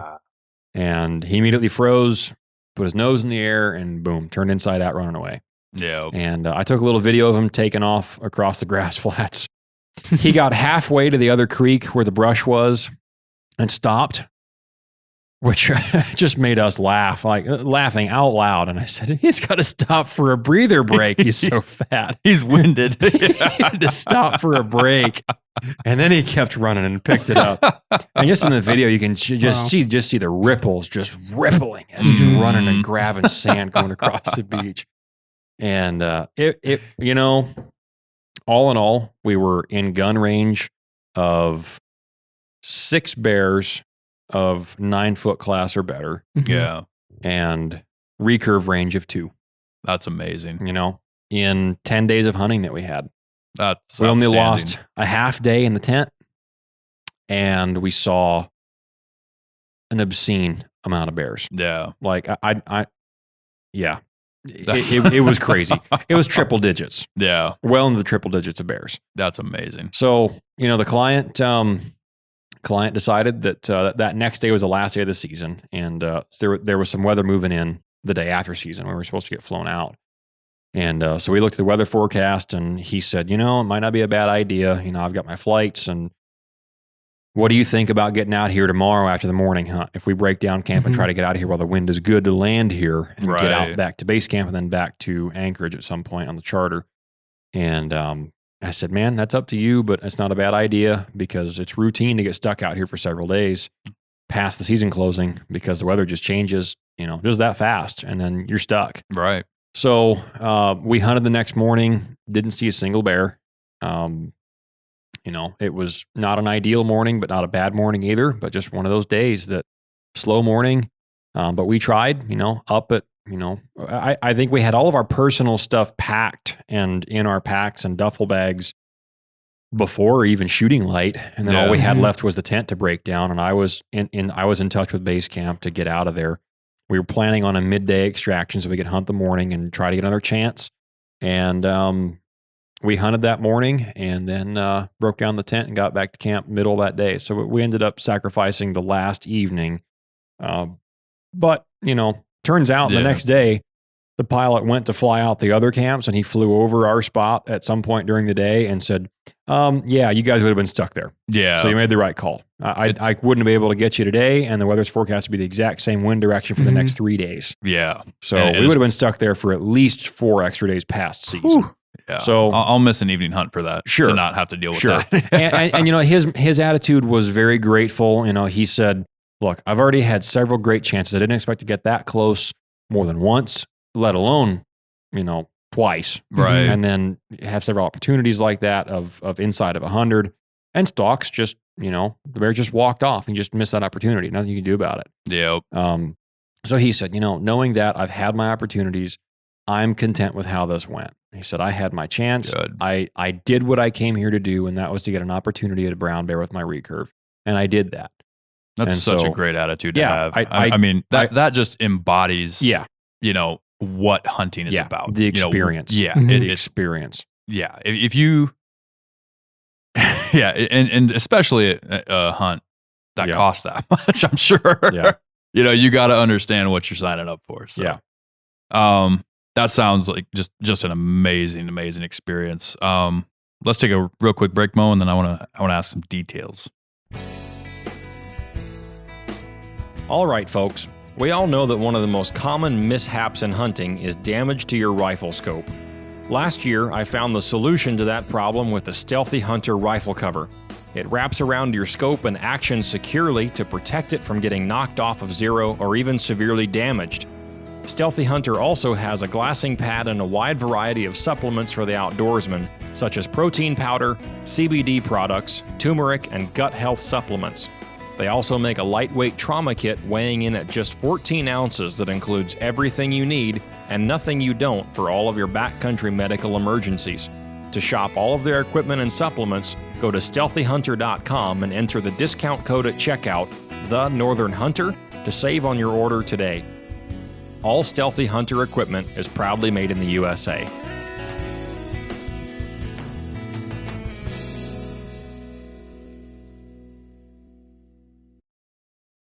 All right. So earlier in the episode, you talked about the tent that you brought out there. What was it? Yeah, it's called the Barney's Bomb Shelter. The bomb shelter. Okay. Yeah. Now you'd mentioned it was discontinued. Mm-hmm. Did they replace that with anything else that's comparable, or what would the most comparable available tent be to something that strong? Arctic Oven. Arctic Oven. Yep. Yeah. Yeah. Arctic Oven makes a tent very similar to it with Okay. that 4-pole design. So that there's four corners of the tent of the floor footprint.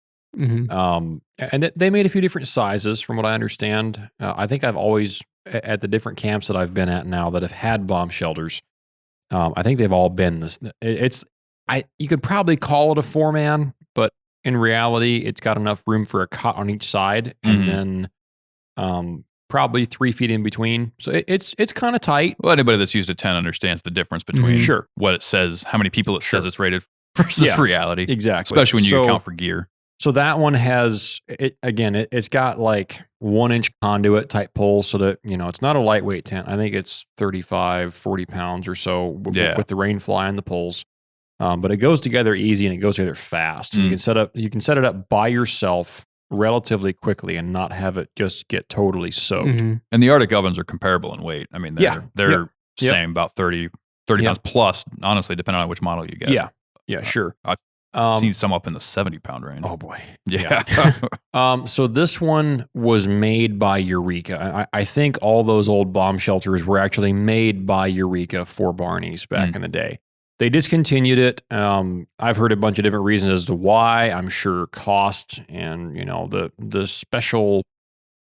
It's just a very specialized demand for that tent. So you're selling to a very small market of consumers for that tent, and so I don't know if it was just a money issue or if Eureka stopped making that one. So Barney's just never pursued the design with somebody else.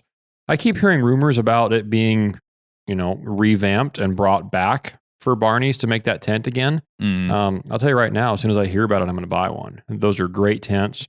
They are called a bomb shelter for a reason. I mean, they can handle they handle the wind better than anything else I've ever used before. And I've used the Cabela's 6-man guide series tent, that dome style with the 6 poles, I think.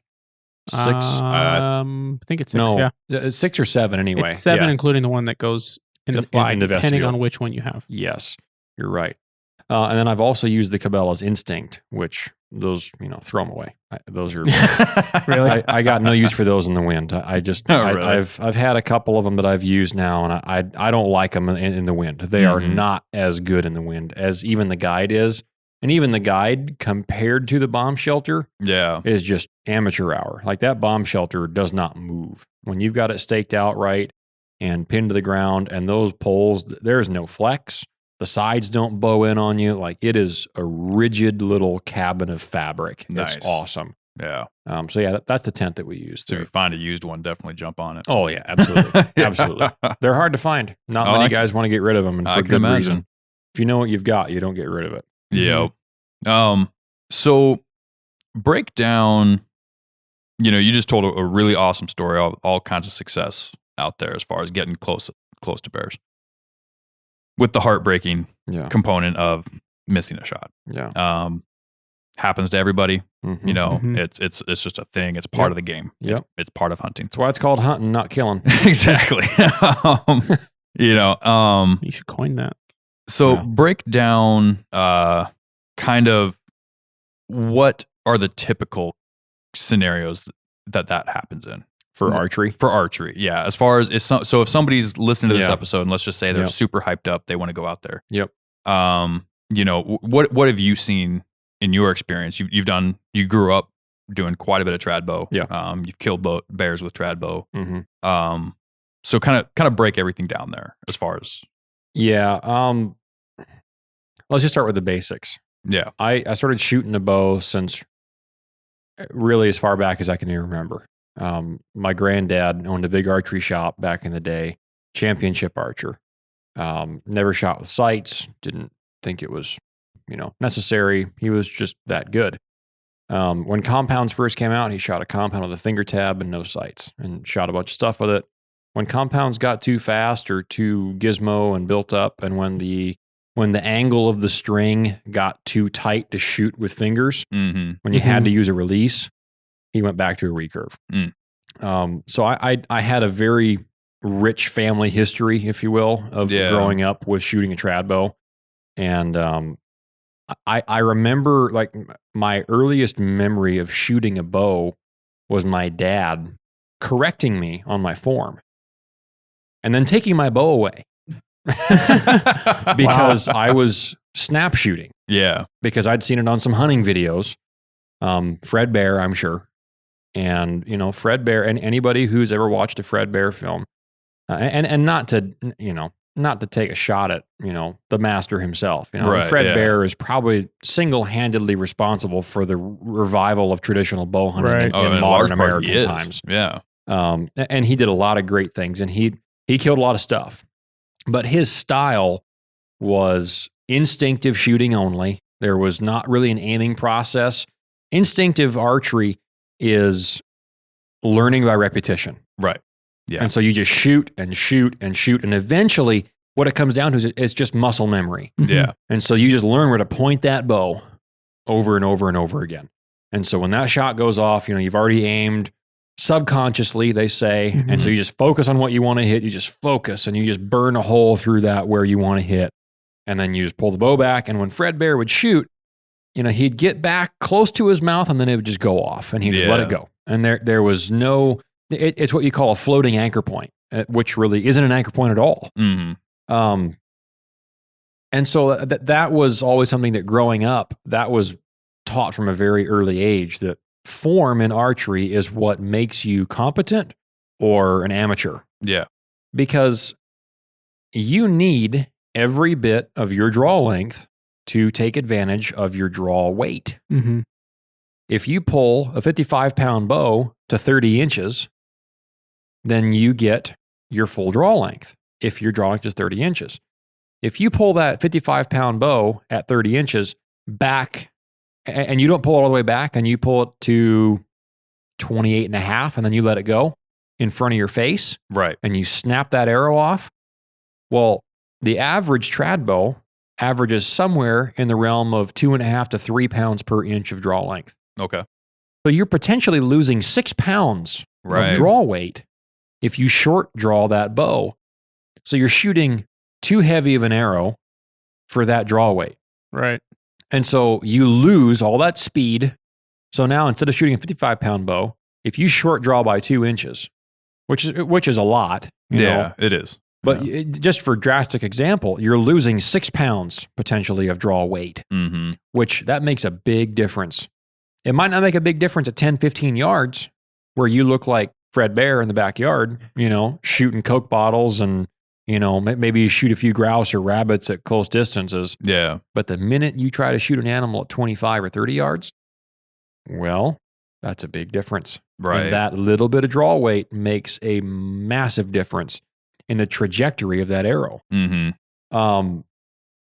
so just from an early age, it was taught to me, and you know, it was a discipline that you shoot like this. You come back to full draw, you have an anchor point, and you anchor here. You know, and I grew up shooting split finger using the index finger at the corner of my mouth. I have one of my teeth that I kind of anchored on with that finger. Yeah. And then the base of my thumb knuckle would kind of rest behind my jaw. And that was kind of my 2-spot anchor point. So I knew that I couldn't short draw and be at that point. So you pull back, aim. And I kind of developed kind of an aiming system using the gap theory. Okay. And so the gap method of shooting a traditional bow is, again, by repetition, but you're not just relying on muscle memory of how high or low to hold that bow. You are learning the distances between the tip of your arrow and your target. Right. And so the farther away you are, the closer to where you want to hit, you want to hold the point of that arrow. So the higher you hold that tip. So it's almost the inverse of the string walking method. Sure. Yep. Yeah. Okay. Yep, exactly. Yeah. And so I shot with kind of that gap method a lot as a kid. And eventually I got to the point where I developed some bad habits. You know, as I got to be a teenager, obviously, you know, there gets to be less and less parental supervision over your hobbies as a teenager. And I developed awful target panic with a bow. Really? And when I moved back to the States as a teenager, I shot my recurve hunting with Mariah a lot. And we'd go to that old range in North Pole, the indoor range back when that was still there by the dive shop. And we would shoot, and he had his compound, and I had my recurve. And the bales were 20 yards away. And I'd struggled to put 2 arrows in the piece of paper at 20 yards. Right. I was awful. You know, I remember that. I remember you. I was just terrible. Man, what's going on? And I couldn't get it down. And I knew what I had to do. I knew that I just had to hold that anchor point and just concentrate and just get through that and then follow through and hold it at full draw and really aim the bow.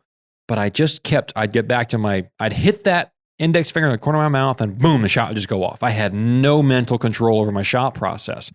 And it really bothered me. Well, then I hurt my shoulder. A couple of years later, I couldn't shoot my recurve for about 1.5 years. So that bow just sat taken apart in my case for almost 2 years. When I got it back out, I shot split finger and I just couldn't get the gap method down again. I could not do it. Yeah. And I shot hundreds of arrows in my backyard. And, you know, by this time I'm trying to get back into bow hunting. I ended up quitting and bought a compound. Shot a bear with a compound that summer. I do remember in that time period there's somewhere coming over to your house and I had my compound. You're like, hey, bring your bow. Yeah. It probably was before you hurt your shoulder. Yeah, that was. Yep. And you're like, hey, bring your bow, let's shoot, right? Yep. And, you know, we were setting up targets at 20, 30 yards, you know, like Yeah. And I pointed at something on a dirt bank or something. I said, "Hey, let me shoot that." And you're like, "Oh, that's a small target." And I just pulled back and I shot it. Like, what do you mean? Yeah. And I said, "Well, you want to try?" And Yeah. you shot it. And you'd never shot a compound before. Nope. Never shot a And compound. he turned to me and he turned to me and he said, "That's like a Cadillac." I'd never shot something like that before, but I thought, man, And I think that was probably like a this turning is point in your sweet. mind a little bit about how nice that was. Yeah. Mm. You Yeah. still had that family pride a little bit, but Oh yeah, and yeah, it's still a nice family heritage to have, and I still Mhm. love shooting my recurve. So anyway, to fast forward, I bought a compound. I bought my father-in-law's old bow, shot a bear with it that summer, and then I ended up buying a brand new compound that year. That was a few years ago now, and then I got my recurve back out seriously last year. Yeah. I'd been shooting a compound a lot over the last couple of years, and I got the recurve back out last year because I'd shot a bunch. You know, I was pretty proficient. You know, when I was shooting my compound a bunch, I had no problem shooting my target in my backyard out to like 80 yards. Right. And I'm by no means the world's best compound shooter. I'm sure our friend Brad Ivy could take me to school. Oh yeah. But I was plenty good enough to hunt with it, and more than good enough to hunt with it.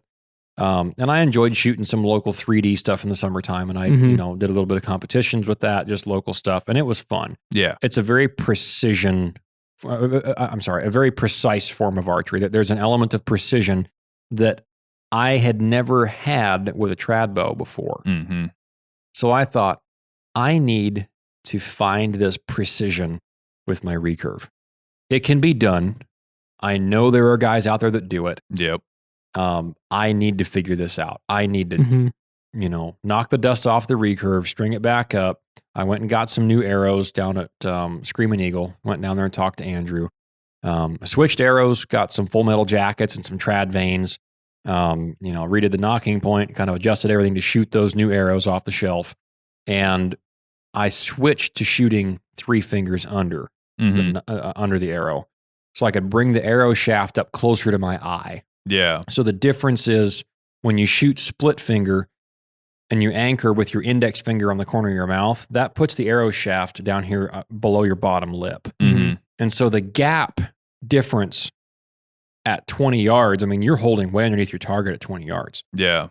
So those gaps are so big. Now, the advantage is your point on target aiming point with a gap method is probably out to like 50 or 60. But I don't usually shoot that far with a recurve. Mhm. Right, As far as hunting goes, I wouldn't shoot that far. It's just not something I want to do.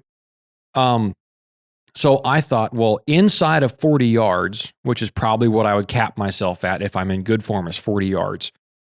Where is the best place to shoot and anchor so that I can get that gap smaller? So I have smaller adjustments in my Right. gap shooting. So I shot 3 fingers under and I anchored with my middle finger in the corner of my mouth and the Mhm. knuckle behind my jaw. And so that brings the arrow up, like right underneath your eye, up on your cheekbone there. Mhm. Yeah. And that changed my shot night and day. Yeah. Now, I still had a problem with snap shooting a little bit. So I went down and got a clicker at the archery shop, which you go to full draw and then you have to pull and like stretch past a little bit. And then when that click goes off, you've already aimed, you're already anchored for several seconds. Yeah. When the click goes off, then that lets you know now you can shoot. Okay. Oh, okay. I didn't know that existed. And I kid you not, in a week of shooting 50 arrows a night, I was shooting my recurve at 50 yards in a pie plate. Yeah. I'd never been able to do that before. Never with that kind of consistency. So I guess that's a roundabout way of talking about form and what can be done versus what a lot of people look at traditional archery in the bounds of 20 yards or less. Right. And there's so much more potential that's there with good form. Mhm. The number one thing that guys do in the moment is they get target panic. Yeah. Whether it's a white-tailed deer or an Alaska brown bear or a moose. Caribou. That's my story. Yeah. Yeah. Because there is no wall on a compound to get past, Mhm. you don't shoot a compound like a snapshot. You can't. Right. It's physically impossible.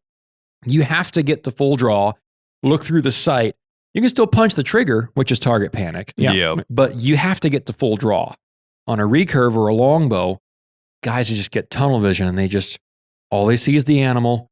They forget about their form. They get back to here and then they just boom, let the shot go. Yeah. And they just They never get to full draw. They never get their back tension lined up. They don't even settle into their aiming point. Mm-hmm.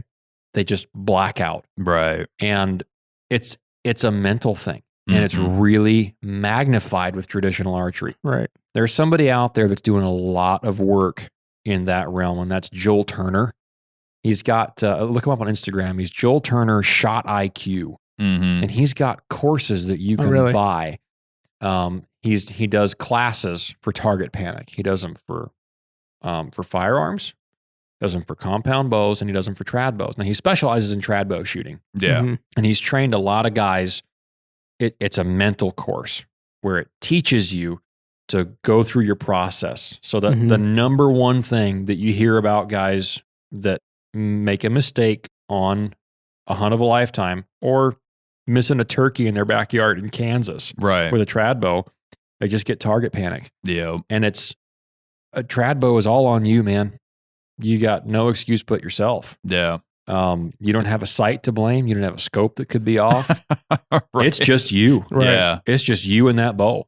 And there is a purest,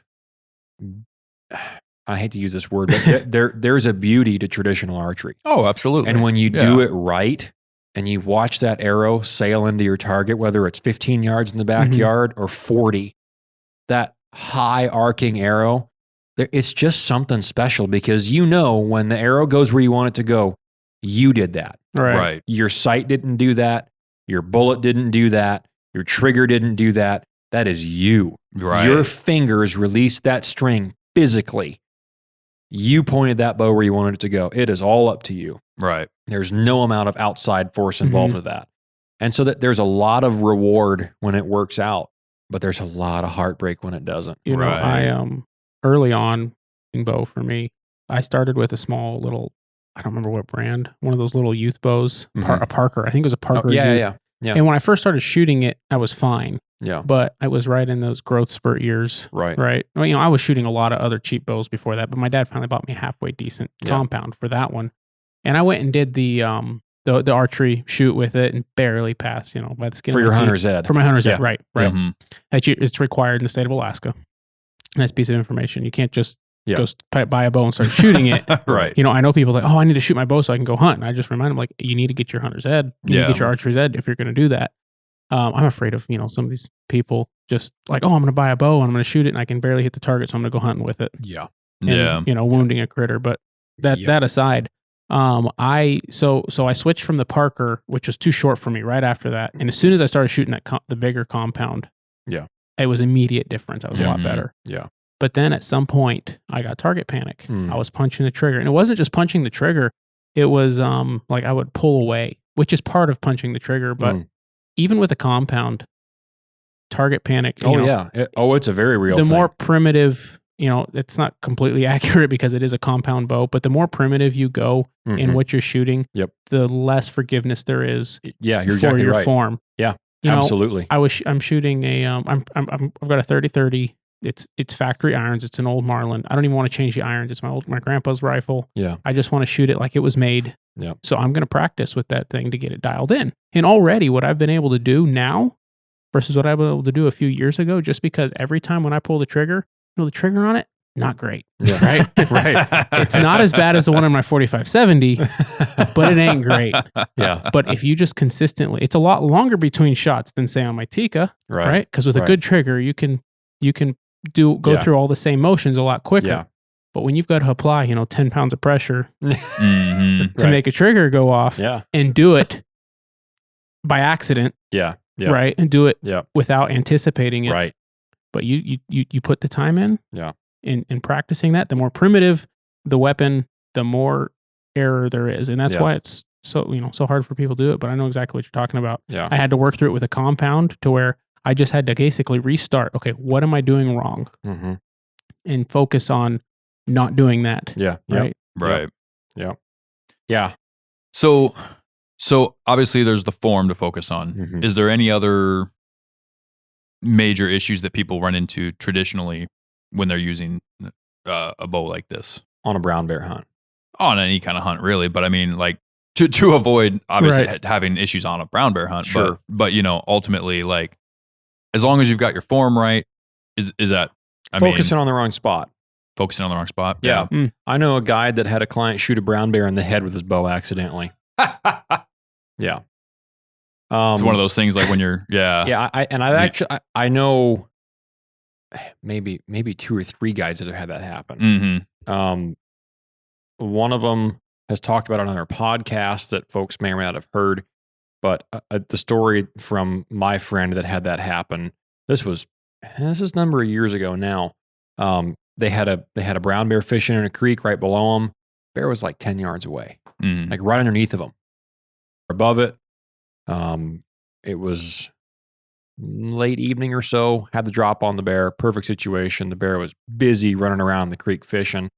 Bear stopped at 10 yards, turned broadside, and the client had a compound.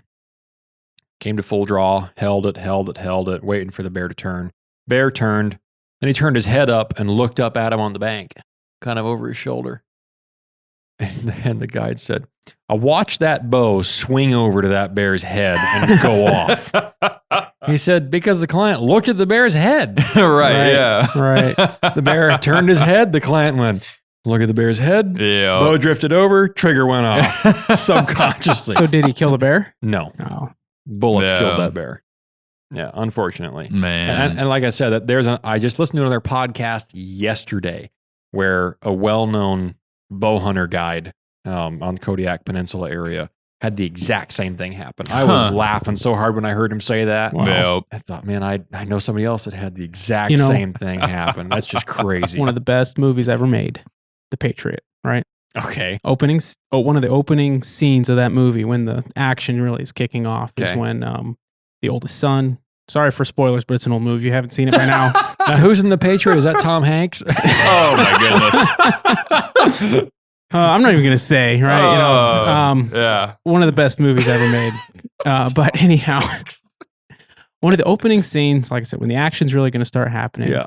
The oldest son of the main character is captured by the redcoats. Mm-hmm. Okay. And they're coming by, the farm on a trail. So he sets up to ambush the redcoats, and he's got his 2 young boys. Does he have a trad bow? No, he's flintlocks, right? I'm just wondering how this fits in. And anyhow, well, I'm getting to it. Okay. Okay.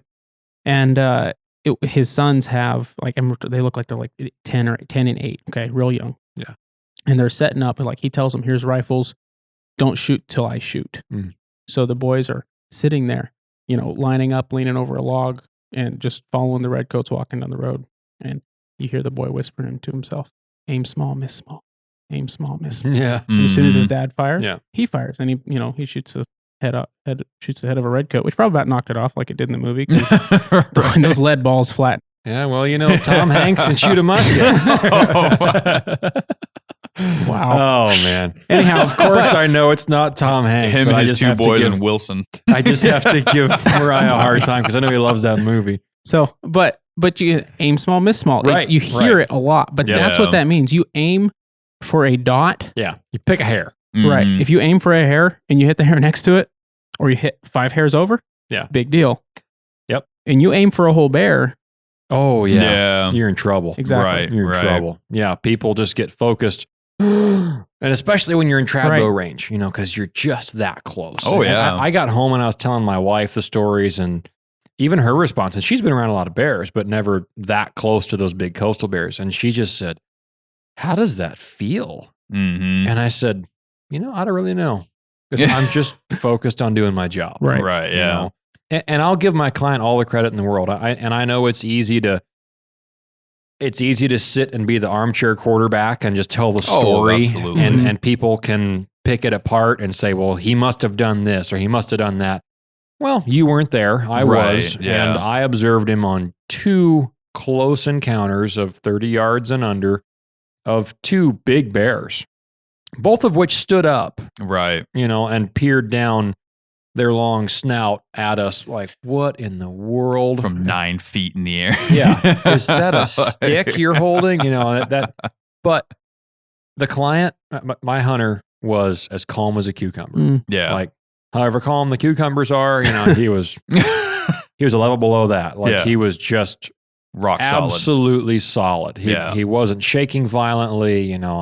I've had guys with guns at 150 yards freak out more than he did, which was none. He didn't have any fear. And he said that a few times. After the first bear encounter on the second day, where we had that one at 30 close to dark there, he told me that night in the tent, he said, you never know how you're going to react when you get that close to that kind of an animal. But I wasn't afraid. Yeah. I felt like you had my back. I was going to get a shot if he came any closer. And if we didn't, then he'd just run away. I wasn't afraid. Right. I said, that's the way you have to be. That's great, because you start letting fear and anxiety, and people just let their mind go crazy. And, people like to drum up, well, this bear was charging us and he was coming for us. And there's a whole lot of those stories out there in Alaska that are a bunch of nonsense. And it's just dramatized for TV. Yeah. And there's plenty of good ones out there that have been through it and that are really telling the truth. Right. But a bear running in your direction is not necessarily charging. Right. Yeah. I'm sure there's a lot of folks out there that would have freaked out with that little 7-footer walking 40 yards away from us. Yeah. That bear did not care what we were doing. Just no fear. But had we responded in, freaking out and doing weird things and making erratic judgment decisions, you never know how that's going to change their attitude. And that can trigger that predator-prey response. Having a cool head is necessary. Somebody wrote an article about that. Somebody did. Yeah. On the Northern Hunter www. www. Yeah. No. See if that gets a few more clicks now. What was that one called? Was it an Alaskan hunter's thought and fear of bears? Yeah. Something like that. Something like that. Written by Tom Hanks. Well, they'd have more clicks. Right. Well, no. So keeping your form correct. Yeah. Obviously is paramount. That's the biggest thing. Knowing your equipment. Yep. Training and practicing. Yep. Keeping your level head. Aim small, miss small. Right. Yep. All of that stuff should get you a pretty good shot on a bear. Yep. What would you say for people listening? If they're wanting to do something like this, or if you were to go do something like this, I will. which I'm sure you will. Yeah. What trad bow setup would be your recommended setup for a situation of this caliber?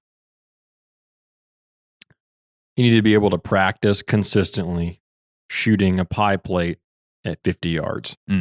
If you can't put 2 out of 3 arrows and the third one on the edge at minimum in a pie plate at 50 yards with your trad bow, don't go hunting with it in Alaska. That's not because you're going to take a shot on an animal at 50 yards, but it's because that comfort at 50 is going to make 20 or 30 seem like a chip shot. It gives you the confidence at closer ranges. It's the same thing as guys that shoot long range with a gun. Number one, you never want to shoot at an animal past where you've actually shot that gun on paper or steel. Right. But if you are good and you can competently shoot a rifle at a quarter mile, then when the animal of a lifetime steps out at 250, it's a no-brainer. Yeah, you're not even worried about it. If you can shoot steel at 1,000, a quarter mile is no-brainer. 500 yards is not even that hard. Right. So being able to practice well past your comfort zone, number one, that's where you expose your bad form. Yeah. Nobody cheats at 50 yards of the trad bow. It's impossible. Right. You can't do it. If you have bad form, it'll show up. Mm-hmm. And I haven't shot my recurve much in the last 3 months. I shot it yesterday after I got home. I shot probably 30 or 40 arrows through it, and I can use some touch up. Mm-hmm. But that's another thing. Is it's a perishable skill. Oh, it is, sure. It's really very is. physical. There's no sight, there's no release, there's no repeatability outside of you. Right. You have to stay in with that skill. So yeah, practice past where you're going to be shooting. And if you can't shoot at 50, at least 40. Yeah. If you can shoot 40 yards somewhat well and competent, and you're not getting crazy flyers all over the place, if you can shoot a pie plate at about 40 yards, maybe 45, if you can 50, then you're going to be so much better equipped to make that 30-yard shot or 35 or 20 under high stress, So practice, but don't box yourself in and listen to all of the trad bow hunting media out there that says a traditional bow is a 20-yard tool. Mhm. That's baloney.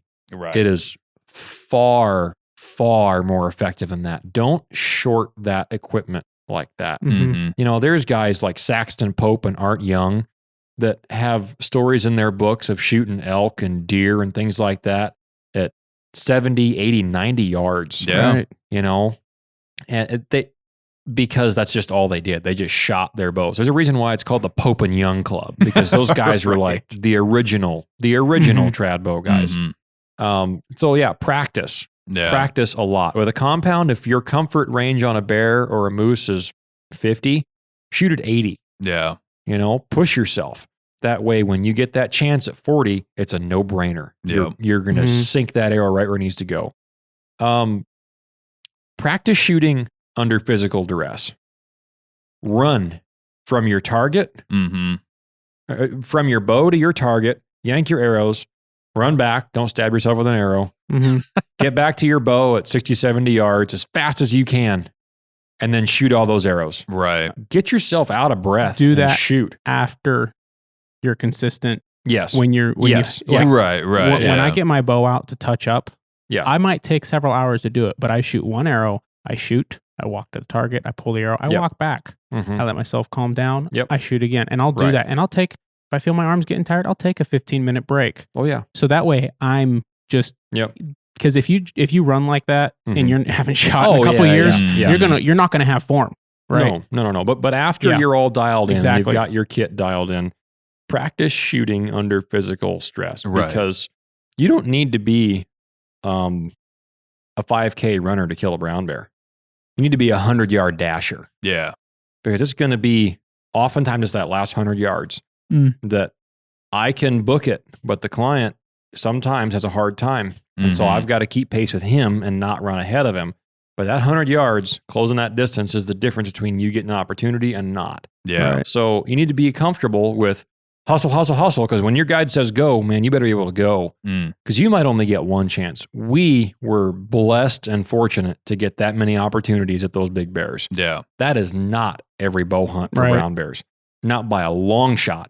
Chuck Adams hunted on the peninsula back in the 80s and killed his brown bear on like day 14. Yeah. And he got one opportunity and made good. You know, you might only get one chance. You might get none, but you better be ready. So yeah, practice while under physical duress. Now, one thing we teach, we talk about this with shooting a rifle is practicing in different positions. Practicing prone, practicing supported, practicing, kneeling, practicing sitting, all these different positions you may find yourself in on a rifle hunt. Same concept with a trad bow. You better be able to shoot from your knees. Yeah. Sometimes from your butt. And I know it's a long bow. Most recurves, even the short ones, are 60 inches. At least you have a long draw length. You better be able to shoot with that bow canted over at an angle. If you're going to be sitting down and you're sitting there eating a snack and a brown bear walks right up to you and you don't have time or the ability to get up on your knees without spooking him off, if you can't shoot from your butt, that might be your shot. Right. You might not be able to shoot if you can't do that. So yeah, practice standing torqued around behind you if the bear moves and you can't move your feet. Practice from your knees, practice from either knee, both knees, on your knees, rested back on your heels. Practice from every position that you can imagine being in a hunting situation. Yeah. That'll help you out a lot. Perfect. My dad is headed down to hunt whitetails. And he's got he's trying out, what's that new tree saddle? Oh yeah. Right. He every night he gets home. He puts on his gear. He gets his bow. He climbs the tree, pulls his bow up. Yeah. Goes through the motions. Does empties his quiver into a target. Climbs down. He just does that every night. Repetition. Because he's never, he shot a bow for 50 years, but or almost 50 years. He's 50 something years old. So anyway, just about 50. Anyhow, so probably almost 50 years, right? But that doesn't mean, he's never shot out of a tree saddle before, right? Yeah. So he's practicing, putting the effort in. Yeah. And one final story from me to back up everything you said about form and practice. Yeah. My first real bow hunt was North Slope caribou. Not a big secret, right? Yeah. But getting up there and hunting the haul road for caribou with bow. Yeah. And my dad took me up and he said, hey, distance is very deceiving up here. Mm-hmm. He had a rangefinder, but practice on the way up, when he wasn't using the rangefinder while he was hunting, he gave it to me so I could just look at stuff and gauge and try to get an idea in my head. Mm-hmm. And, and I was competent to 40, 50 yards easy at that time, very competent. And I shot that regularly when I was at home. But, I saw the first herd of caribou running past me, and a lot of times that's, when they're close enough, that might be the shot you're taking when they're trotting past you, is following a caribou and shooting. Mm-hmm. But I did wrong, right? I didn't think about my form. I kind of estimated how far away they were from me, but without really thinking about it. And I didn't aim small. Mm-hmm. I aimed over their backs. Shot for the flock. And literally shot for the herd. Yeah. And I remember thinking, because my dad was like, yeah, I aimed at, I saw a cow and I aimed at it. And I thought, and like telling me what he thought happened with his shot. And thinking, I literally shot over the herd because I was aiming at the herd. Yeah. Because there was, I wasn't focused. I didn't have the right mental game, right? Any of that. Right. I don't know how old I was, 14 maybe. Yeah. But all of those things, none of them, I didn't have any of it because, it wasn't even necessarily target panic. It was what they call it, buck fever. Yeah. You're excited. There's an animal. Shoot. I got to shoot. Yeah. I guarantee that's what happens with the guy that shoots a bear in the head with a bow. Yeah. He's got bear fever. Yeah. Right. Bear turns his head. Oh, look at that. Yeah. Whack. Man. They're right. If you shot him in the side of the head, right behind the ear. Yeah. Yeah. Right. Yeah. But I suppose. All of that, it just sounds like pretty basic stuff, but very important to focus on it. And I'll say this about your dad. I mean, the fact that somebody who has been shooting a bow for 50 years or close to, somewhere around there, still finds it necessary to get into the position he's going to be shooting in, practicing. He's not overconfident with his abilities. Right. Goes to tell me that a lot of people listening to this probably shouldn't be overconfident either. No bow hunter has any right doing that. That tells me, if that's what a vet of bow hunting is doing, that's what everybody as a bow hunter should be doing. So I think the number one thing, and just because talking about brown bears, is with bow hunting brown bears, set your expectations low. Yeah. This guy had the perfect attitude. Mm-hmm. Perfect outlook. Yeah. He was just grateful to be there. Yeah. He really wanted to do the hunt. But from the start, and even after everything else went down with him having to fly out and then being able to come back, and for a caveat, if anybody is wondering, it was legal for him to use helicopter to be transported out for an emergency and then return with fixed wing aircraft. Yeah. That actually was double verified through the Alaska State Troopers. Yeah. So for anybody out there wondering, that was cleared for him to return to hunt. Yeah. Because they weren't using a helicopter for the hunt. He wasn't being transported to the field for hunting. Correct. Yeah. He was extracted for a medical emergency. So anyway, I just figured I'd mention that. I forgot to say that earlier. Absolutely. He had the greatest attitude that he could have had from the beginning. Mm-hmm. He was calm in the situation. He was calm, in that moment of having that big of an animal that close. There's a lot of experienced guys that get close to bears and they just fall apart. Yeah. There's a lot of great moose and sheep and caribou hunters, and they're flat out petrified about bears. Mm-hmm. It all goes out the window. Yeah. The calm, cool, collected, smooth, slow as smooth as fast. That just goes out the window with a bear. Mm-hmm. You can't do that. If you're not comfortable being that close to bears, then don't go. Yeah. But have a good attitude. Mm-hmm. Just enjoy it. Yeah. It's a process. Your chances are the lowest that you can possibly have if you have a traditional bow. And that goes for anything. Right. You are putting every level of difficulty on that hunt. Don't expect it to happen. There's plenty of guys every year that bring up a rifle that don't get closer than 150 yards from a big shooter brown bear like that. So don't have high expectations. Just be there to learn. Ask questions and just learn about the bears. And play a strategy, ask your guide questions about strategy. You know, don't second guess him, but ask him to include you on the strategies of it and help you learn about brown bears and why aren't we going after this bear? Why aren't we glassing from this spot? Why are we staying here? You know, and he'll explain all that to you. And then you'll see it all come together like we did on that second to last day, especially. That was our prime chance, obviously. Yeah. It's when we got our shot. And we had been there for a week and a half of hunting. We'd had other opportunities, but we had never been able to go right to that spot. And I knew I wanted to go there the whole time because I would watch bears work that spot. And I'd just say, oh man, there's another one right there. Same spot. And I just kept telling them, just wait. Yeah. The wind will switch. It'll be calm. It'll take us one day to get a chance at a big bear because they're all doing the same thing. And it worked out. Just trust that process. You can't second guess yourself. Yeah. It's a patience game, and you might not get that opportunity. You know, had the wind not switched and died down and been good for us that day, we might never even got an arrow off the string on that hunt. And so just count your blessings. You know, we got our chances and the client went home safely in the end. Yeah. You know, all turned out well. He got to hunt after all, had a great time, experience of a lifetime, great attitude.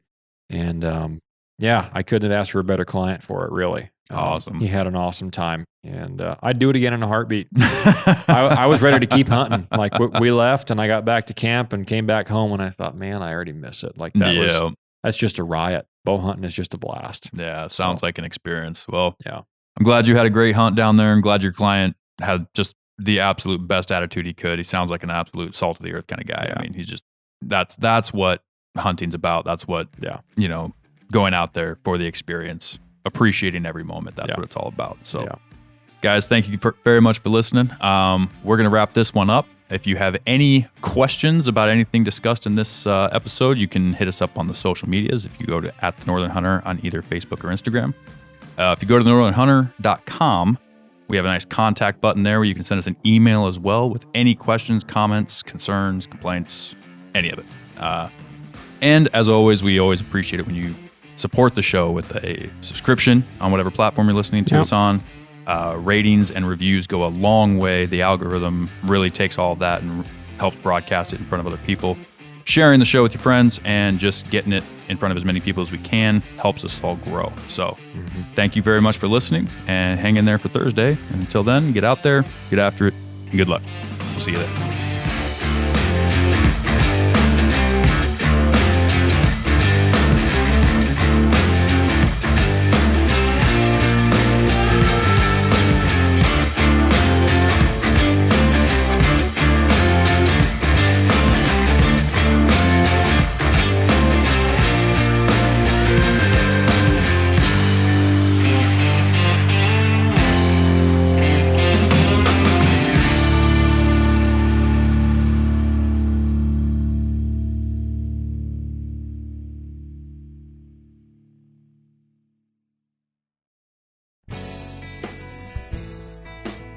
All right, folks. We all know that one of the most common mishaps in hunting is damage to your rifle scope. Last year, I found the solution to that problem with the Stealthy Hunter rifle cover. It wraps around your scope and actions securely to protect it from getting knocked off of zero or even severely damaged. Stealthy Hunter also has a glassing pad and a wide variety of supplements for the outdoorsman, such as protein powder, CBD products, turmeric, and gut health supplements. They also make a lightweight trauma kit weighing in at just 14 ounces that includes everything you need and nothing you don't for all of your backcountry medical emergencies. To shop all of their equipment and supplements, go to StealthyHunter.com and enter the discount code at checkout, The Northern Hunter, to save on your order today. All Stealthy Hunter equipment is proudly made in the USA.